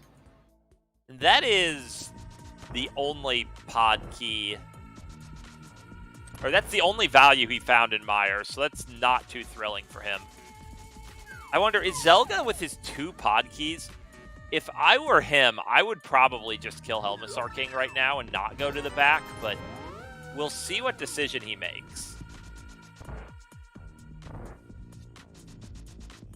I mean, to be honest, I wouldn't come back here without 3 keys, so I could go to the back and kill Helmisar King. Well, what I might have done is just gone out of my way and gone to the right side to save the key and do back end Helmisar King. Yeah, it looks like we're just going to grab the crystal. It's hard to say no when you're this close to go mode to just grabbing a crystal. Because Zelda knows he can kill Landmalus whenever he wants now. He doesn't know where Thieves Town is, but he knows that there's a high chance he can find it with his current items. So in his mind, he needs Meyer and Turtle Rock big keys. Otherwise, he's chasing crystals and seeing what's on the way.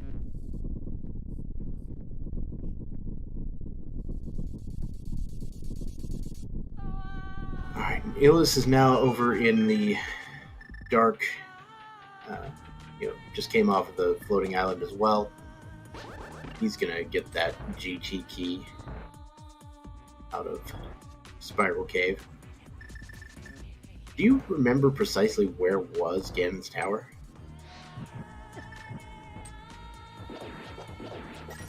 No, I do not.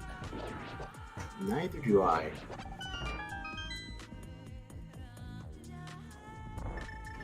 Sank Bonk Rocks. Okay, yeah, that makes plenty of sense.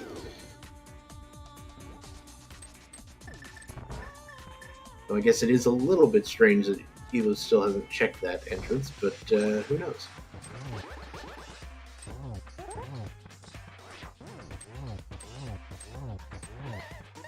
Alright, Helmosaur time for Zelga. So we know Zelga's going to need to head to the Mire area to find Thieves Town, get that lamp while he's at it. Hey, Hyla's gonna check the third desert door. Sure is. Oh, there's the Eastern Big Key on the floor.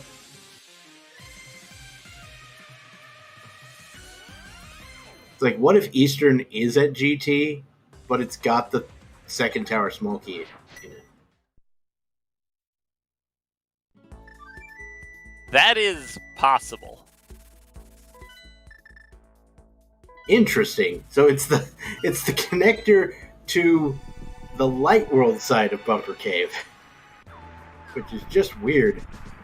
Normally often you expect to have to mirror from the Dark World side to get there.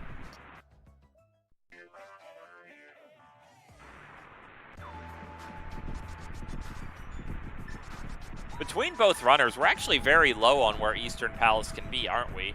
Have we checked everything other than the Turtle Rock entrance, the Pyramid Ferry entrance, and the Ganon's Tower entrance? It's quite possible. I don't know. We haven't mirrored north of Graveyard yet either, have we? And we haven't checked back. Yeah, I don't think so. I'm not even sure we saw King's Tomb, but maybe we did. Back of Skull is always everyone's favorite place to go back to, isn't it? Oh, good. Yeah, that's fun. Well, speaking of Bonk Rocks, we found the Bonk Rocks. Though I'm sure that had been found before.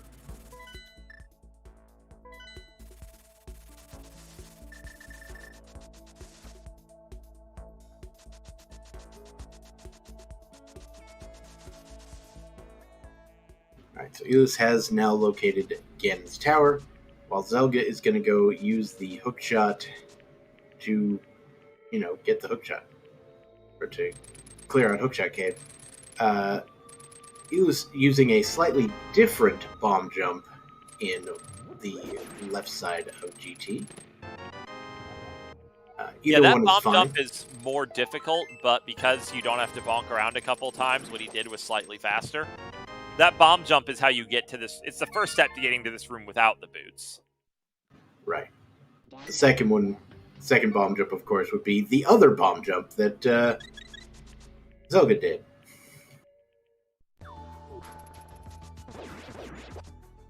And then it's theoretically possible to bomb jump all the way down here if you don't have the boots, but that's just a real mess. Zelda might actually have a pretty clean route on his hands. He can check these two northern mirror checks, then he can just jump in the Dark World swim portal and just swim over to get Quake. Yeah, that seems like a reasonable play. Or he can just jump down here and get Quake another time. We know he has to get Quake, because that leads to Thieves Town.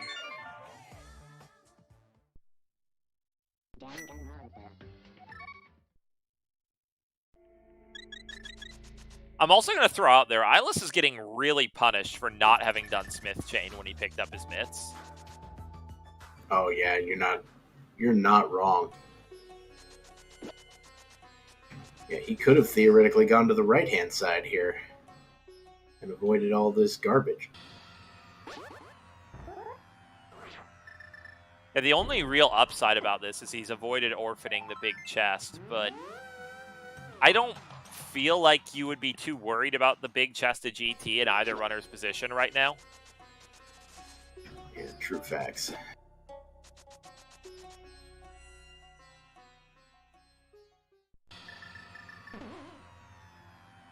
Yeah, well, it was in fact the fire rod on the Smiths. For those of you, listening, because I know that some people who watch this might be physically watching something else or doing something else, and sometimes rely on the vocal commentary to make sense of what's going on. Oh, that's a little fun. We have Back of Skull is bumper connector. And its exit is vanilla. Well, sort of. It was backwards, but you know what I mean. And that is a pod key there on Bumper Cave as well.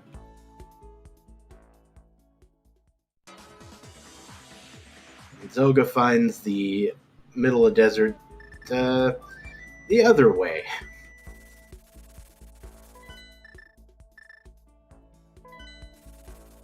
Alright, Illus will be finding the hookshot shortly. And Zelga will be finding the dead rock in the face. Yeah, he's actually making his way directly for that pod small key. That he doesn't know what the small key is, but this is the last freestanding small key he's seen and hasn't picked up. And he just is obviously thinking about that castle tower small. Mm-hmm. Honestly, with us still being 3 items from Go Mode and Eastern Palace not having shown up, I suspect there's value in Ice Palace here. I remember we found Ice Palace. I cannot for the life of me remember where it is.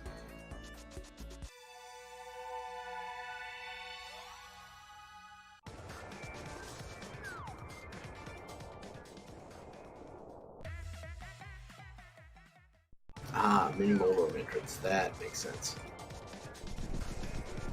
This is why we have trackers, because trackers, you know, they notice things, they write things down, they actually pay attention.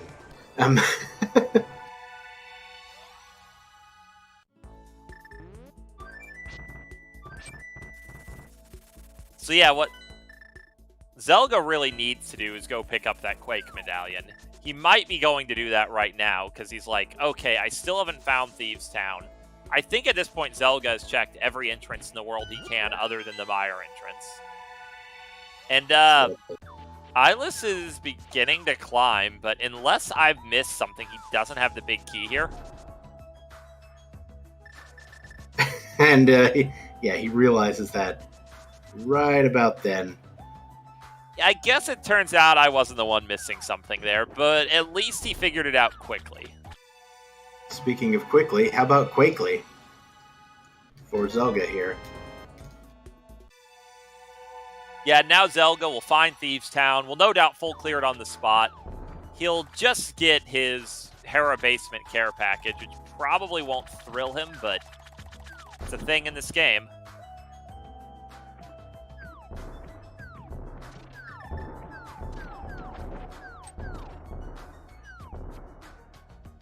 I also really don't blame Zelda for not being in a hurry to go back to pick up Quake. It's so often medallions are just junk in Crosskeys. Yep. Alright. Desert time for Zelda. Yeah, this is a pretty sensible play. He's kind of in the area right now, and he needs the crystal anyway. This will be his second 5-6 crystal. And it's also not unbelievable that the 5-6 crystals lead to Eastern, which could have value in it. I mean, we still need, 2 more big keys? We need the Turtle Rock one and the Mire one? So, Illus is about to feel real bad shortly. Mm-hmm. So we need those 2 big keys. We need the small key to Castle Tower. And I think that's probably it. Though, if we need access to, say, the Turtle Rock entrance for any of this, we will need the Bombos medallion.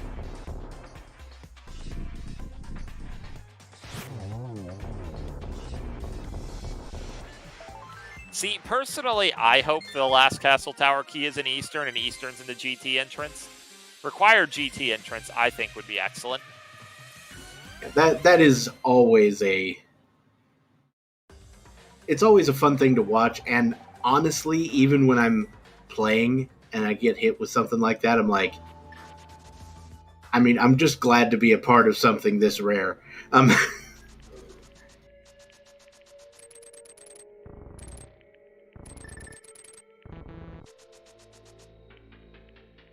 Illus just got a lot of pendant crystal knowledge all at once. That might be full knowledge for him. It was a very fast map check for me, but I believe in you, trackers.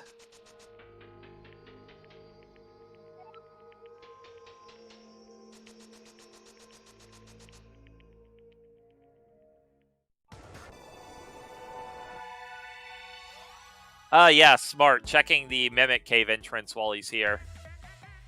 Like, we know this isn't important, but he knows there's very little world left to have Thieves Town. And, I mean, you don't think just Quake is definitely the answer. You think it could be the answer. Zelda running across what I affectionately refer to as the tree pole house. Because you could pull the Mario painting on the wall and it's a tree pole. In terms of the horse race here, to sort of, I guess, give a summary of what we're looking at. In terms of linear progression, as far as we know, Illus is actually ahead. But Zelda has definitely checked more. So if it's not a ped seed, then and if Illus just stays out of ever going back to Swamp, I think Illus can still be okay here. Yeah. He's got enough pod keys to, at least beat the thing. So. Yeah, definitely the trickiest part is going to be that Illus, if he stays out of Swamp, he's never going to find those 2 pod small keys. And if he doesn't stay out of Swamp, well, then he's just behind. All right, so Illus will be the first of our runners to go to right-hand side GT.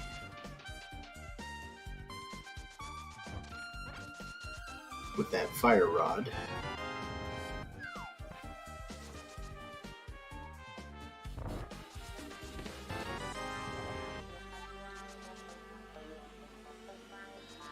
Zelda, of course, acquiring that small key to Hera.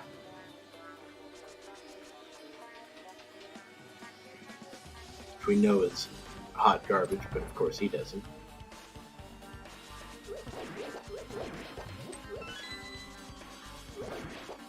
I don't imagine he's going to be in too big of a hurry to go back to Hera for Hera Basement.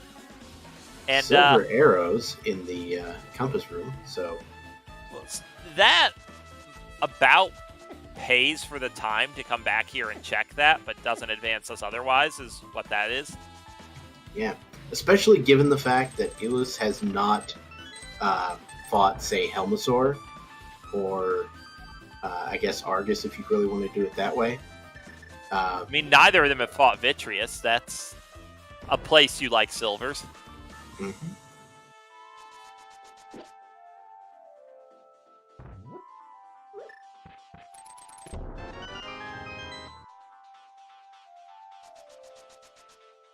Yeah, the choices for Zelda are rather thin after he finishes Thieves Town here. I think he can go back to GT for those silver arrows, or he can go to Mire and clear the front, or he can go back to Ice Palace. I was going to say, I think Ice Palace is the play here. Like, nobody's really done much with Ice Palace, and there's a fair amount of things pointing in that direction. We've gotten one of the small keys, we've gotten the big key. That would put the boss in logic by itself. We could also go back to Pod with more small keys and do the back there. That is a play we're allowed to make. The out-of-logic stuff in the back of Swamp, that thread's been resolved, so the rest of Pod is not particularly bad.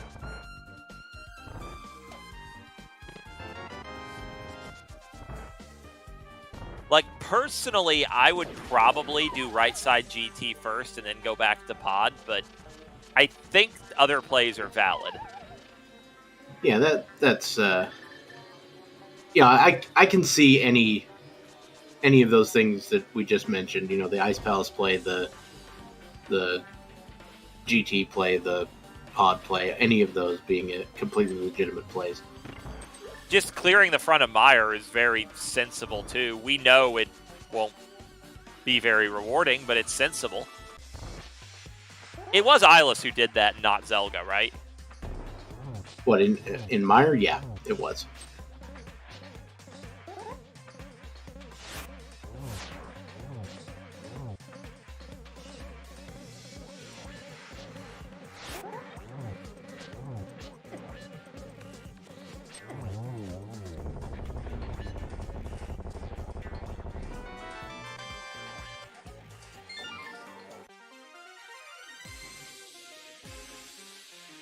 Hey, has either runner gone back for this check Illus is making right now?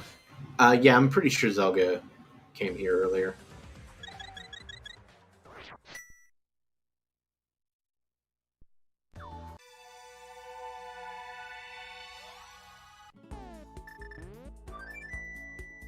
Yeah, the graveyard ledge check. Zelda?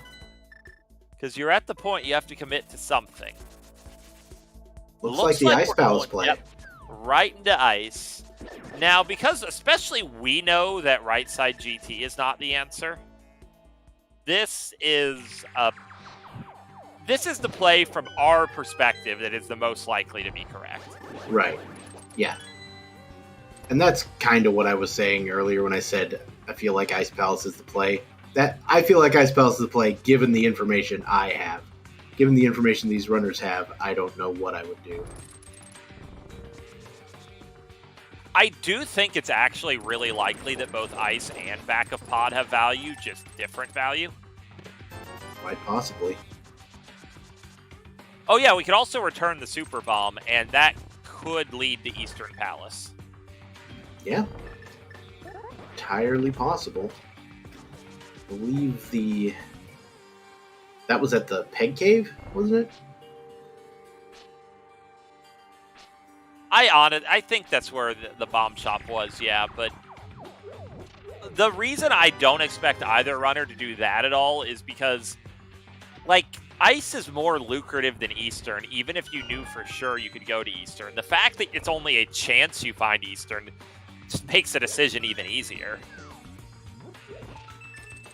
So, Zelga manages the trip into ice pretty easily, gets a Meyer key for his efforts so far, and Illus is revisiting Swamp, but as you can see, has basically completely abandoned that left side chest that he died to. He's like, no, in my mind, I've already checked that chest, and it has nothing.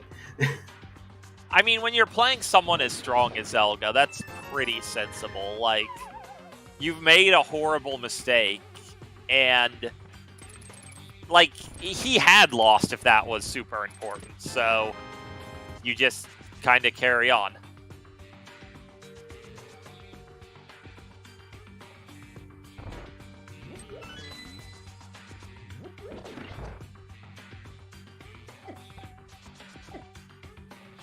And yeah, kind of the interesting thing here is I think Illus is going to feel a lot of pressure to go right back to pod after getting these 2 pod small keys. There's yet another pod small key in Ice Palace, so Zelga might be heading that direction as well.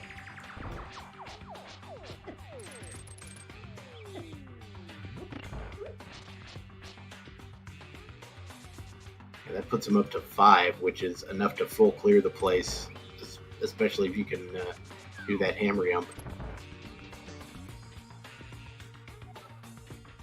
And I would be shocked if anybody made the brackets of this tournament without being able to do the hammer jump.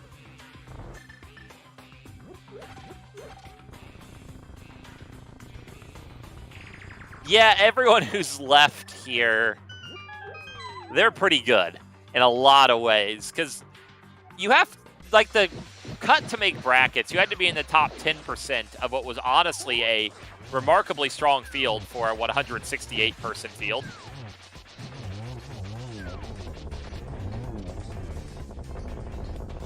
Yeah, I mean, there were really well-known and big-name runners that were all the way through this, like, including yourself. You did, like, I know you went like 5-3 or something. I went 4-4.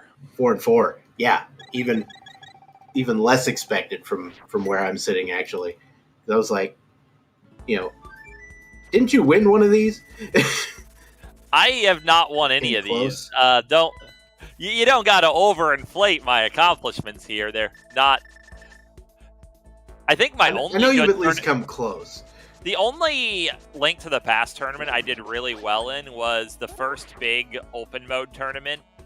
I got like top 4 or something. I did super well. But The rest of my tournament career was nothing notable. I mean, I went 3-5, so you're still better than I am. Hey, this tournament was hard. Like, it was.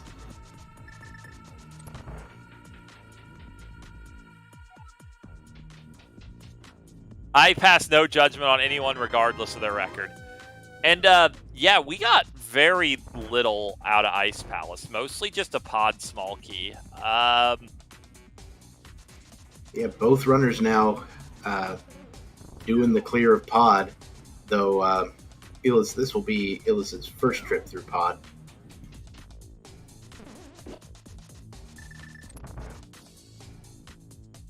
There's the third Meyer key. But haven't we everything already on Firelocked Meyer? Like, yeah, everything in Firelock Meyer is now technically locked behind all 6 pod small keys. So pod is full of junk. We know right side GT isn't the answer. We know Meyer isn't the answer. Does it have to be Eastern behind Super Bomb with the knowledge we have from both runners? Well, the only thing is we haven't seen the Sazrala pendant check from Ice. Yeah, and I don't think Illus had actually found that blue cane. I don't think he's going to miss that blue cane, but I don't think he actually opened that chest. But I mean, we very well could be in a scenario where like Pod or Meyer Big Key is sitting on that pedestal up there. And yeah, there's very little left in the world, and we are still 3 items from go mode. So this is where you think the odds that something really bad is required are starting to look really high. Like, I'm expecting to find GT key soon and climb to be required. Yeah, the GT Big Key is the only outstanding one, to be honest, and I'm surprised we haven't seen it yet.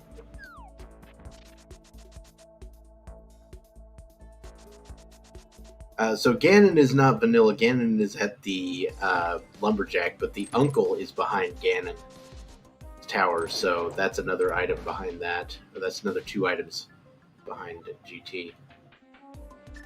Yeah, and I really don't blame Zelga when he's in the area for going back for Hera Basement. We know this doesn't pay off, but like I said, we're beginning to reach the point where it's seeming really likely something bad is required. And then Zelda's going to go into Meyer like, okay, Meyer's the answer. And then he's probably going to be blown away when it's just not. We're in just solid cleanup mode right now.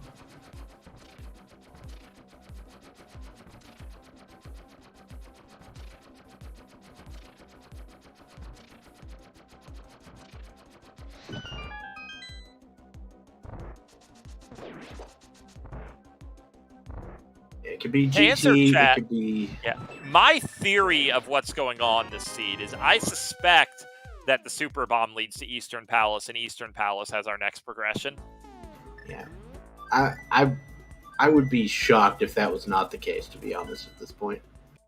Eastern also could be in the Turtle Rock entrance, especially if Sahas just has Bamos. That is not a Bamos medallion. That is not a progression item. That is a compass. That is hot garbage. Unless it's a Ped Seed, which is increasingly likely at this point, I'm just going to throw out there, then Ice Palace is a total waste of time.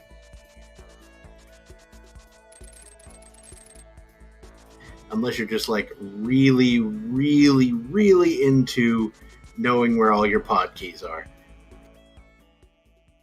Speaking of Ice Palace being a waste of time. Oh, this is smart from Zelga. We have not seen Firelock Turtle Rock yet. Oh, yeah! That just completely slipped my mind. Absolutely. Get in there.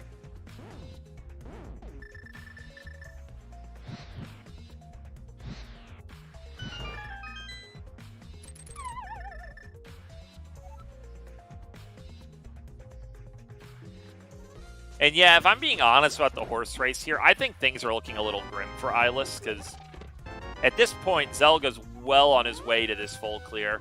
He got the TR big key, very simple. You kill Trinex, you check the big chest, and you either get progression from those two checks or you don't. Seems reasonable. We go into Laser Bridge, looks like.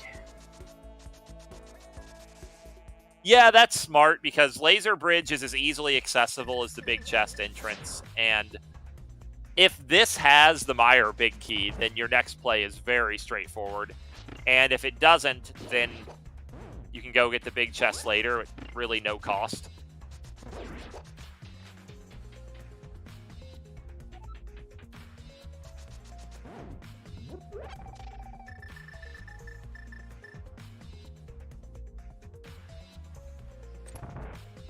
It is also a little annoying, definitely from the runner's perspective, to still be on Master Sword despite what a ridiculous percentage of the world we've checked. Yeah. The shoutouts to menu strats here on Trinex because of the hammer being the most effective weapon. Also, shoutouts to the fact we also only have 14 hearts on Zelda and 13 on Illus, despite how much we've checked too. Like, almost all the checks remaining have to be swords, health, and the two remaining progression items. Yeah, basically.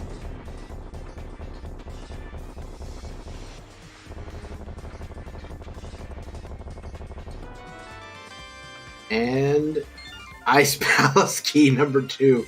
I was sitting here like, oh, Castle Tower. Nope. Nope. No such luck. So between both runners, that is the last small key other than the missing Castle Tower small key. Zelga's still missing a pod small key that we know is in Misery Mire. Yeah.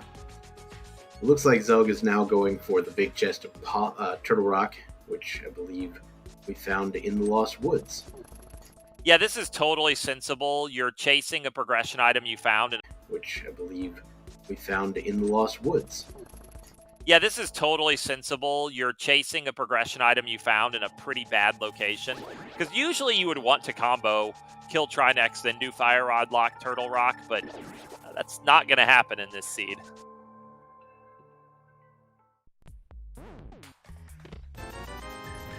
Garbage it is. Looks like we're pretty much, pretty much locked into that big bomb play. Yeah, and Zelga's now begrudgingly going to go into Mire here. Not going to... I don't know if he's going to be happy with what he sees or not. Because this is one of those plays where you're like, it's nearly inevitable my opponent did this first. But I'm almost out of options. I only have a really bad play left. You don't know if you want this to be the answer or you're actually relieved it's not. The big bomb is over at the Hammer Pegs location, Ilsa.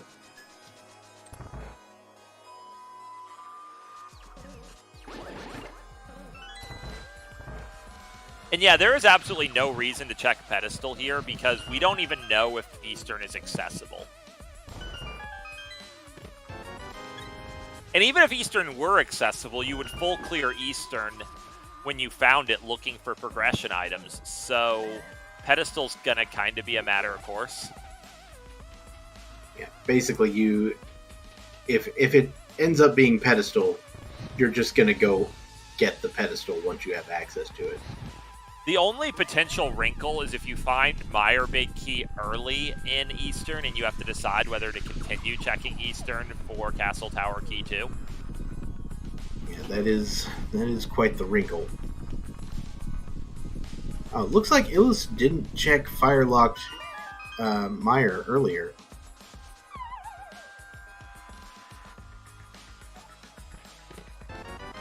Yo! That is so punishing for having been in here without fire. Like, that doesn't advance us, but that sure would have been nice. Mm-hmm.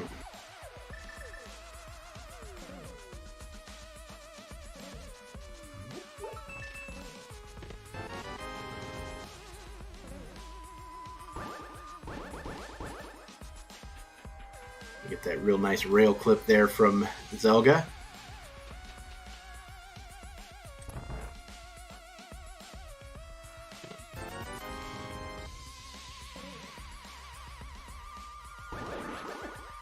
Our runners are going to be clearing this out and have roughly the same amount of checks available in a very close to each other here. Yeah, what does... Like, I know what Zelda has left. I'm less sure what Illus has left. I think Illus is going to fire-locked Turtle Rock right now. And we know he left behind that one chest in Swamp Palace that I suspect he'll do absolutely anything and everything before going back for that. But is that actually it? Is Zelda up a fire-locked Turtle Rock only? Yeah, and then Trinix and the big chest because of that. Yeah, I guess you add it up, that's still fairly substantial, but that is, I think, a little bit of a gap close here. Though Zelda is now going to check right side GT, which Illus has already done, so that might even it out a bit. Yeah, I think right side GT should be faster than everything Zelga's done in Turtle Rock, but it is certainly a real part of the gap. Illus has Burna. No, he doesn't. It was in Harmless Hellway. He didn't check that. Someone has Burna. Yeah, okay, Harmless Hellway. That's it.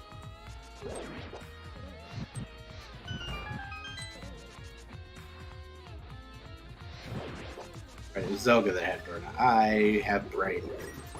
Honestly, the way Illus chose to route Pod, I suspect he bet on the vanilla big key chest instead of Harmless Hellway, specifically because he felt behind, so he bet on the chest that is usually considered the lower value play. Mm-hmm. Alright, so Illus now gonna go deal with Trinix, and it looks like Zelda booting to 3, big bomb incoming, I believe. I think at this point he knows that the big key or the big bomb is required. I don't think he has anything left.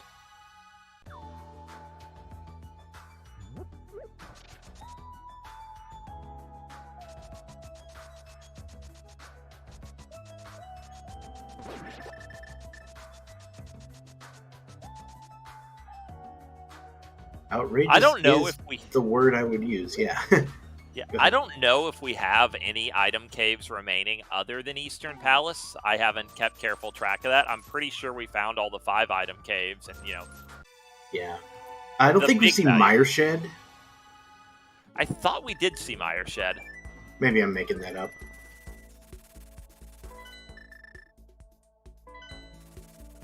But they certainly don't pay me enough to keep track of all the 1 item caves, even in my own races, let alone someone else's. In the middle of this tournament, I made myself a tool for tracking the item entrances. Just the most ghetto JavaScript list of things you ever seen in your life. But it worked.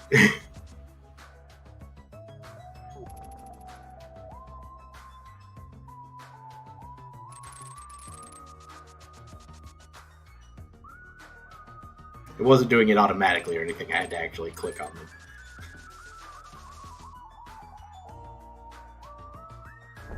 Well, that's good, because I think you would have technically been cheating if it were doing it automatically. Exactly. Oh, look, it's Eastern Palace behind the big red bomb. Who in the world would have thought? And Illus is also picking up the big red bomb right now, so we know pretty much exactly how much is separating our 2 runners at this point. And yeah, the big question here is, if you find Mire Big Key, do you keep going or do you mirror? Ooh, that is a tough question. I think it depends on where. Like, if I found it in this very next chest, I'd probably keep going just because there's more items. I don't really know. This could easily be a point that decides the race, because Zelda is strictly ahead right now. But if they make a different decision on that point, and it's really likely, it's a 50-50 really, that they find Meyer Big Key before Castle Tower could too. They make opposite decisions. That'll close the gap right there. That or open it right back, way back up. Yeah, obviously, if Illus, who's already behind, makes the wrong decision on the 50-50 and Zelda makes the right one, that just buries him. But, like, at this point, like, there's very little that's likely to make up for the gap they have that's remaining executionally. Like, Tempered Sword, Silver's Ganon. I mean, that's that's not going to be a problem. You can't really ask for more. I mean, you can ask for butter, but it's not going to make much difference. GT climb actually could be a big point if that ends up being required, which again is increasingly likely just because the GT Big Key has to be somewhere, and we're missing 2 items from Go Mode.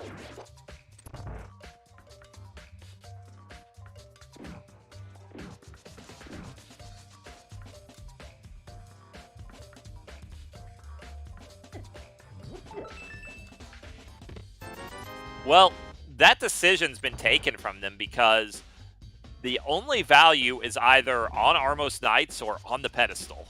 And either way, you're finishing the dungeon. ¿Por qué no los dos? Could be... Like, if Illus is feeling super spicy, he can just skip the vanilla Big Key chest and save a good chunk of time here. But that would be a wild play. I would be shocked if he did that. I mean... Depending on how behind you're feeling, that is something you could do. I wouldn't do it myself, but you never know. I mean, you're especially, I think, unlikely to do it if you feel behind, because you might just think you're going to go to this chest, and when it's Meyer Big Key Mirror, and you're going to skip Armos Knights, which we know he won't be able to do, but he doesn't know that.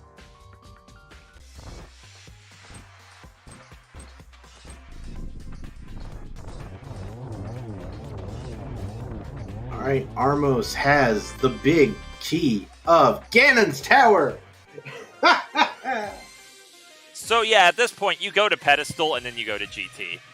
Like, for a lot of reasons. The biggest one is if Pedestal's at Castle Tower key, then you know you can just mirror as soon as you find the Meyer Big. Yeah, the second one being, it's kind of on the way to GT. Like, if you flip to 3...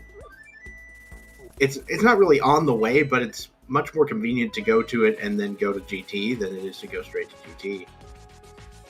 Unless you're Zelda, in which case I guess you're going straight to GT. I mean, in all honesty, this is another out for Illus right here, because Zelda's going straight to GT. If Ped is the answer, which, at this point, it's a 2 out of 7. And Illus does that first. Like, this potentially is saving Illus Moldorm 2, Aga 2, and dropping down and checking Uncle Tunnel, depending on how things line up. Oh, 2 out of 8, yeah, Big Chest is also a possibility. With Zelda skipping the GT Big Chest, 2 items from Go Mode, I think that's a very good decision, because GT Big Chest won't put you in Go Mode regardless. Yeah, now you might... If you go up GT and you find one of those 2 items, one play you could make is to go back to the big chest after checking the 4, but I wouldn't do that. I mean, given that Uncle is what you get for finishing GT, I think that would be a crazy man's play. Sometimes you got to be crazy to win these. Let's face it, sometimes you gotta be crazy to play these. Oh man, Illus is going straight to GT, like... We have 2 runners with 3 pendants and almost no checks left in the world who are just not going to the pedestal. That's just crazy to me. I kind of get that this is the highest concentration of items, but... Man, this would be tearing me up not to check Ped in this scenario. Yeah, I mean, it is, as you stated before, this is the most item-dense location. I mean, again, the thing I would be scared of the most is that this leads to one but not both of the items, and I'm potentially fighting Agatu for nothing.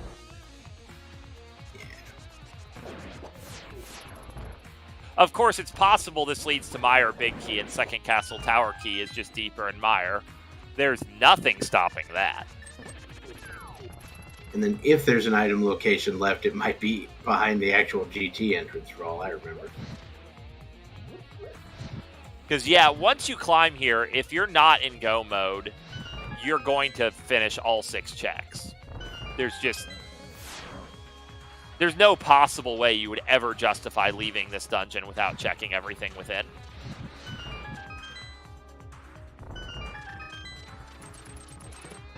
All right, there is the Castle Tower Small Key. Got that taken care of. Bombos Medallion. So there's another entrance on our hands.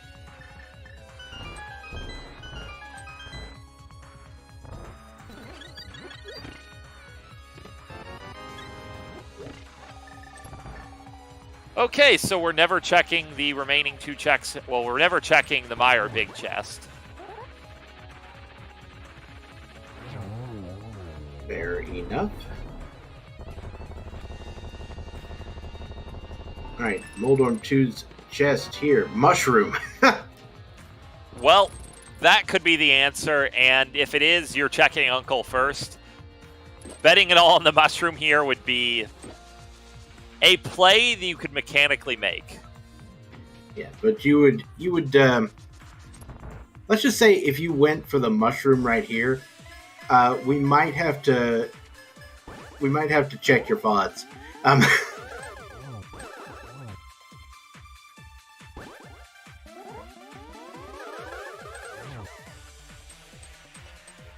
Isla's messing up kind of bad here. This is actually a pretty substantial time loss in this fire room. Yeah, having to wait out that torch again. Wow, the stack up for Aghanim 2 there, just kind of handing Zelga the triple there. And Illus will have the exact same Agatu pattern. So the only way he won't see that is if he's so efficient that Agatu's already dead before that point. But Zelga's fight was fairly good, so I would expect Illus will probably end on exactly the same cycle. All right, here we go. Bombs for Uncle.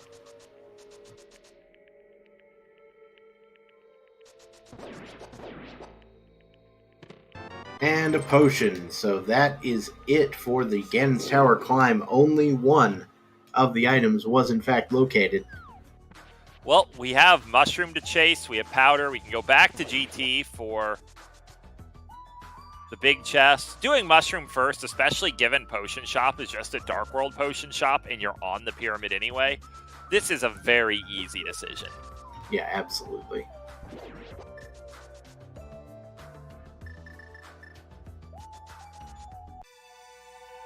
I believe we saw Bombo's tablet earlier from Zelga.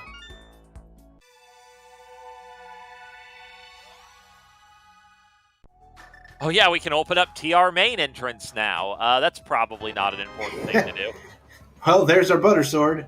I can't imagine any scenario in which Illus also doesn't just go ahead and grab that here. So yeah, if Mire Big Key is on pedestal, then you feel real bad because the very first chest they checked in the climb was one of the 2 go mode items. It looks like Zelga's just going to kill Aga right now. Yeah, I mean, nothing wrong with that. Yeah, this is a free play in the sense that this doesn't really save you any time doing this now, but it costs you nothing either. This is kind of off in the middle of nowhere, and you have to do this.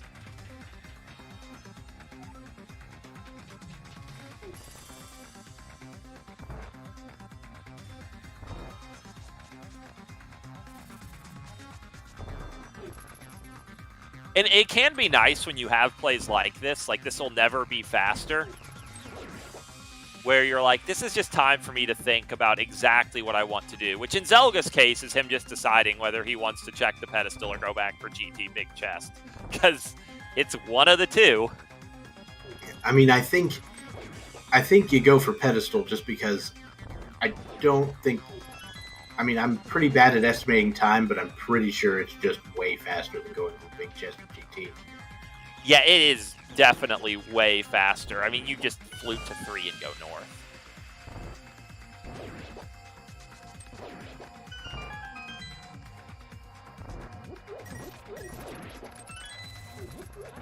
And yeah, I kind of agree that I think Zelga's uncatchable here. The only scenario Zelga I think is catchable is if Zelga chooses GT Big Chest before Pedestal, and Pedestal's the answer. But that would just be, well, it wouldn't be very smart.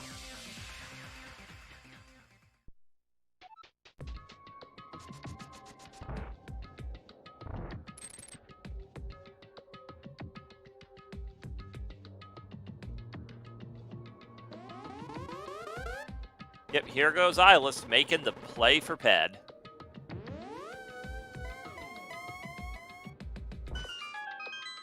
Oh, looks like he hasn't done the Big Chest of Skull Woods yet. Yeah, that's his other problem, too.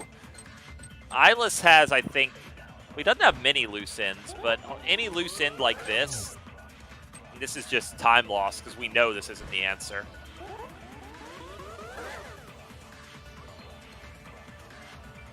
Though it does mean he'll be able to route this in with the pedestal if he so declares.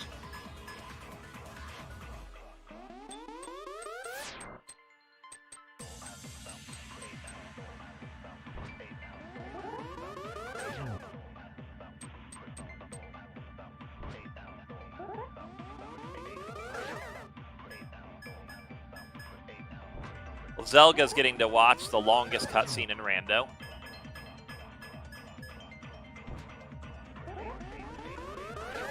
And yeah, I think we're still not entirely sure whether there's an item cave left or not. I'm suspecting no, but if there is, the answer could be in the Turtle Rock entrance with that Bombos medallion. Alright, we're getting the ped pull right now from Illus.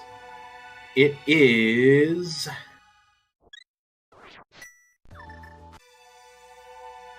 $20 rupees. And that's it for the pedestal. Okay, DT Big Chest, my old friend. It just about has to be GT Big Chest. There's just nothing left. And wouldn't you know it, Zelda is going there before going to the pedestal.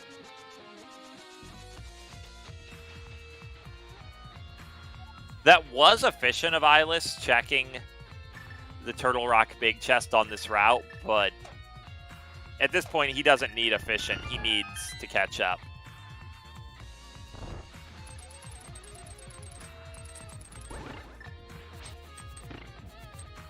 Yeah, something would have to go horribly wrong now for Zelda to lose this. I'm not going to mention what those things are for fear of summoning them, but again, I'm not. Yeah, I mean it would have to be something awful, because at this point he's both on the route to the last progression item faster, and he's a whole castle tower ahead.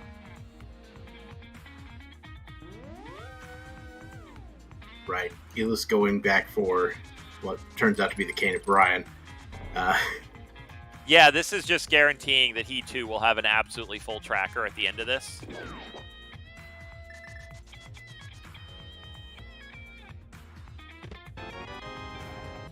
And there it is, Big Key of Misery Mire. No surprises there. Where's the last pod small key that Illus never got? The last pod small key Illus never got. Yeah, because he's only at Oh, he never made it to Bumper Ledge. Yeah. He could have if he'd have gone through the bumper connector there, but he went to the pedestal instead. Yeah, he probably knew that led to Bumper Ledge in the last pod small key, and he just had no need of it. But that does mean that the one markable thing he won't have marked is the last pod small key, where Zelda, this is literally 100% in terms of the tracker. Beaten every dungeon. He has every markable item. He has every key. Seems legit. Oh, he's missing the 4th bottle. Oh, that's so sad. Yeah. I mean, it could be on Biddy. Let's all hope that Vitreous has the 4th bottle. It's honestly quite likely. I mean, at this point, it feels like it's 50-50. It's either there or in the big chat.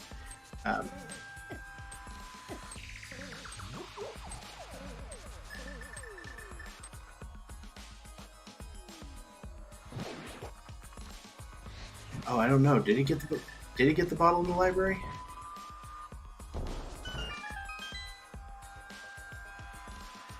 Oh no, he never picked up the bottle in the library. Oh, you got to go back for the bottle, Zelga. Rip tracker. Also, go back for the 3 hearts you're missing. Yeah, well, I don't think that's going to happen. I think Zelga's going to claim his win here and move right along to the semifinals.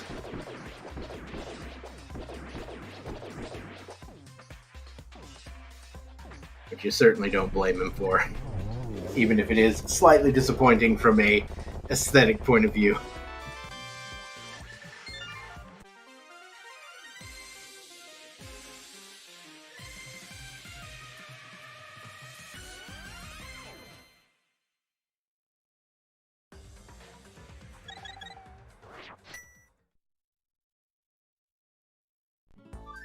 And Zelda finally picking up the 7th crystal of the match.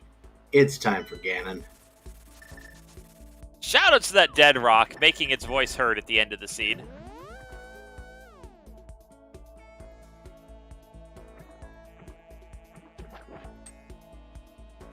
Shoutouts to me not even considering fluting to 8 here instead of 3.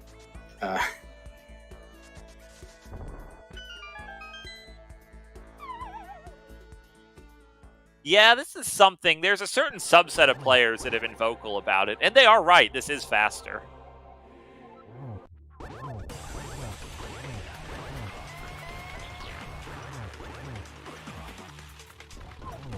I really like Why Zelda. haven't they been vocal in a place where I can hear it? Anyway. I really like Zelda just walking into Ganon to get rid of sword beams, because sword beams are annoying.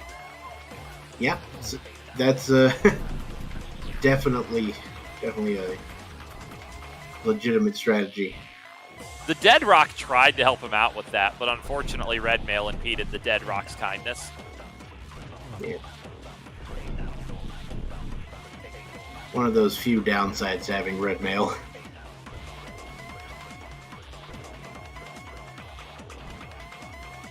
All right, Ganon. At the end of a long, tedious seed where you full cleared everything and you're really tense because it's 227 and no one's finished in a top 8 match, don't you just love a million Ganon ports? That's definitely the thing that can just add just a little bit more stress to your brain in an already stressful situation.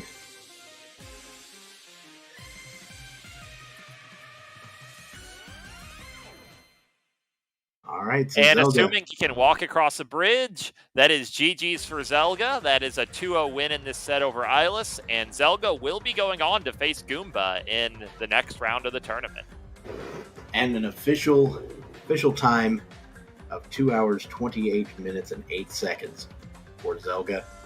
And we can go ahead and say that Illus went ahead and just forfeited here, even though we all know Illus could finish in a fairly reasonable amount of time from here, but at this point, you've already spent 2.5 hours of your life. I don't blame you for wanting to be done here.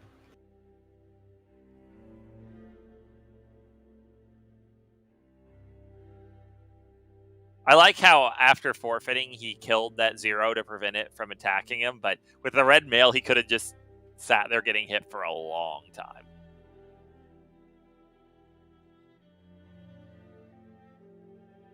All right, well, we will see if the runners want to join us here. And it looks Sounds like like Zelda we're has joined by joined Zelda. us. So, GG, Zelda. Congratulations on the win. Hey, GG's. Thank you very much. So how did you like every location in this seed? Because you got to see them. Yeah, I sure did. I felt honestly, I felt like the whole sequence of getting to the Dark World and your pearl and everything at first. I felt like that wasn't that big of a deal in terms of like me feeling potentially behind, but I just kept finding nothing to beat any dungeons, and eventually I kept putting off South Shore because I wanted to get to that area with a mirror because I knew where the myths were. And when you find the mirror in that area, everything feels really bad. So I was a little surprised to I'm surprised I won this. I felt like I last locationed Eastern, but I did it really inefficiently because I didn't have the mirror. So I'm curious what happened.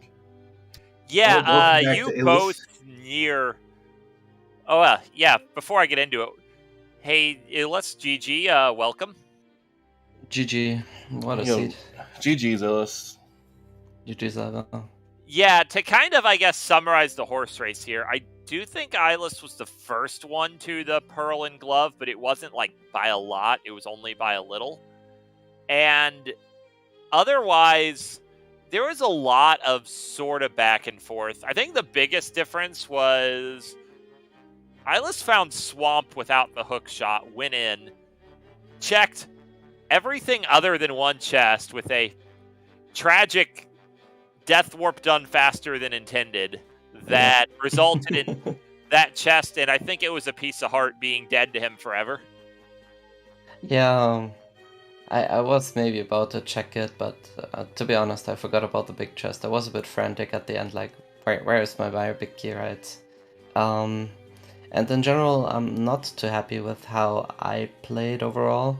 Like, I was planning to do things, and then I skipped out on them, and then I didn't finish the route I intended to do, and it wasn't quite as I had imagined.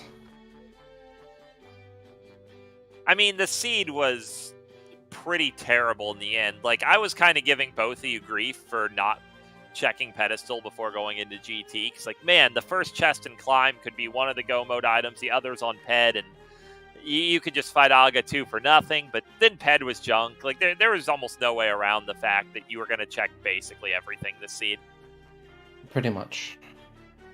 Yeah, I felt really bad about the pedestal, which is why I didn't go back to it, is that when I found that bumper cave connector there at the back of Skull Woods, I intended to check the pedestal, but like, oh crap, I defaulted to following a connector that I found. And then at that point, I was like, well, at this point, like I said, I felt pretty behind from last locationing and a late mirror, so I felt if Illus checked the pedestal and knows it's there, then GG. I kind of have to bank my stuff on elsewhere. Yeah, kind of, there was a little bit of just the advantage of finding certain things slower in a way, specifically the boots, which is funny because you'd think about earlier boots is nice, you go faster, but not finding Swamp without the hook shot, I think that was probably the most important thing in this race. I'm trying to remember what was even in the back of Swamp, besides some pod keys. It was just 2 pod keys, but the nature of the seed and how horrible the last couple locations for the items were, you were going to finish Swamp in this seed, and just there'd be no point in which you would really want to gamble not doing it, but you at least did it in one trip instead of a double dip. Okay, yeah, that's fair. Yeah, those were my first 2 pod keys, by the way. That was so stupid. Like, I saw it was a crystal, and how are these the only 2 pod keys I have at like an hour and a half? Yeah, it was like pod keys 3 and 4 for me, but that, like, I don't know. 2 hours or so. All right, Zelga, I have to ask you about something specific about Swamp there. So your diver down things, right? So I noticed on both of those, it looked like intentionally lifted up the block as you were jumping down. Does that make it faster in any way, or are you just doing it for fun? I don't time things because I'm lazy. In my head, grabbing the block and then throwing it after you land feels faster than an entire spin animation when you land. I don't know for sure.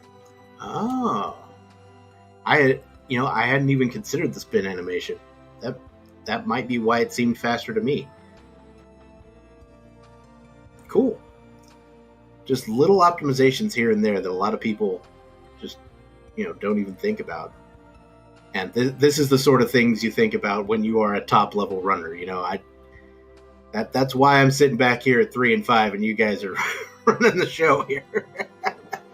Yeah, I guess there were only a couple other really big turning points. One of them was definitely, even though Illus had the mirror and thus the mitts much earlier than Zelda, ultimately, I think it worked out better for Zelda, because Zelda immediately did Smiths there, and Illus, on the other hand, went to the Mire region straight away and found Thieves Town. And having the Fire Rod much earlier ended up being just helpful all around.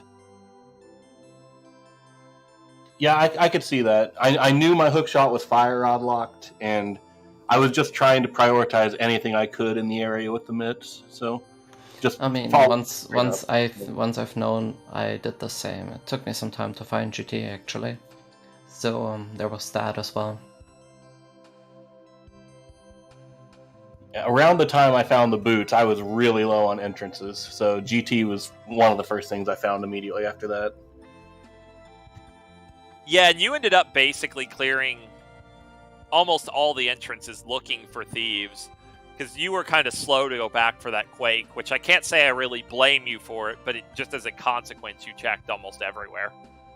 Yeah, I was trying so hard to leave Back of Desert and Castle Tower together for the end, but having to pick up that quake meant I kind of had to go do those and then follow the entrances up to the Turtle Rock Connector Bridge in the search for Thieves Town.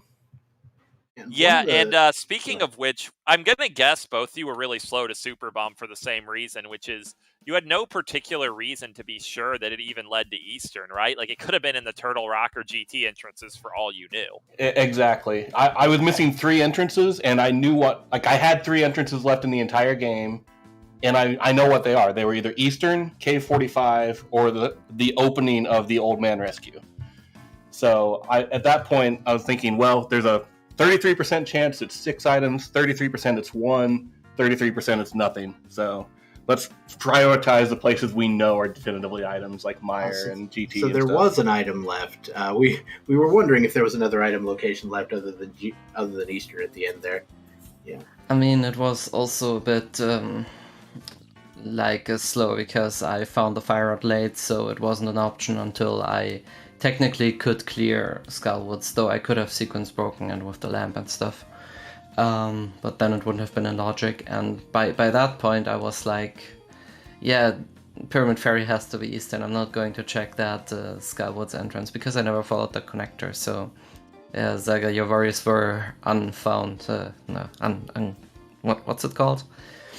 Unfounded is a good word. Yeah. Okay. So, yeah, the one thing I wanted to ask Zelda about was, so when you found the hookshot in behind Ice Armos, of course, having not found the Fire Rod at that point, did you adjust your routing at all based on the fact that you knew that hookshot had to be behind the Fire Rod? I honestly didn't have much time to adjust. Not too long after that is when I got the mirror and then found Swamp. So I knew that the Fire Rod or anything leading to it wasn't going to be in the back of Swamp. But right after that is when I found the mirror and went to my mitts and then got the Fire Rod almost immediately. So it was in my mind and I was planning to work around it, but I kind of stumbled into the Fire Rod too quickly. Fair enough. All right, well, that was a heck of a race to watch. It was very, very close, even at the end. Like, both of you were converging on the Eastern Palace play at roughly the same time, and it turned out to be a pretty interesting race. Is there anything else you would like to say before we wrap it up here? GG Zelga. Apparently I cannot beat you in tournaments. It's been a while since we've been paired up, but yeah, it's I know you've beaten me and like kept me out of the group, the bracket stage and one before. So maybe that's the bad karma. Who knows? No, it's always fun playing Illus. Someone I definitely respect and someone I know is a great runner. So I know coming out of this with a 2-0 win, it's very powerful to me that I was able to do that. I'm very proud of that. So GG's to Illus. GG's to you. I also have a lot of respect for you, and due to time zone differences, we can't always play, but sometimes we meet up, and it's really cool and nerve-wracking as well. And one final question for Zelga. Given your names here and your sprite, do you object to this seed? Honestly, as Illus mentioned at the end of game 1 that jet seeds and cross keys are terrible, and I kind of agree. So as painful as this was, and as much as I expected near the end, I was just like, come on, Illus, just finish. I would much rather play this, so I can't actually object. I don't have anything to base it on. So that sounds like you are overruling. Yeah, that's it, exactly. So, yeah, I think we're just about wrapped up. Just the last thing I'm going to ask, looking forward to that matchup with Goomba coming up? Yeah, it's going to be interesting. Typically, the only ways I beat Goomba are if he skips something on purpose and it's progression, or if back when I didn't know how to play this mode, I made stupid plays and they paid off. So I don't really ever beat him very often. It's going to be a fun race. I'm looking forward to it, but it's going to be really tough. I would not be surprised if that's the end of my run. I've got a lot of respect for Goomba, and I think this is probably the strongest mode he has, so I'm looking forward to it. I think we're all looking forward to it. I'm sure all the viewers are as well. And with that, I think we're pretty well done tonight. Well, for this race at least. We have another race coming up fairly shortly of Humbug versus Dataplet for yet another spot in the top 4. I hope everyone's looking forward to it. Mm-hmm. And I think I'm also going to be commentating for that one. I think AA is going to step out, but I will see you all right back here when that happens. Yeah, as already mentioned, the next Crosskeys match will be also here on this channel in about 17 minutes. This gives me the time to congratulate our runners and thank our commentators, Amazing Ampharos and Dr. Bob. And don't forget our trackers, Tofile and Scott, who pushed the buttons at the back and had the opportunity to completely light up our tracker on the restream. So we will be back in around 10 to 15 minutes for the next stream. In the meantime, I will show the restream of the Skyward Sword Randomizer Weekly that's going on right now. And I think that's now all for this match, I guess. Sounds good to me. Then thank you very much for watching and see you next time here on ZSR.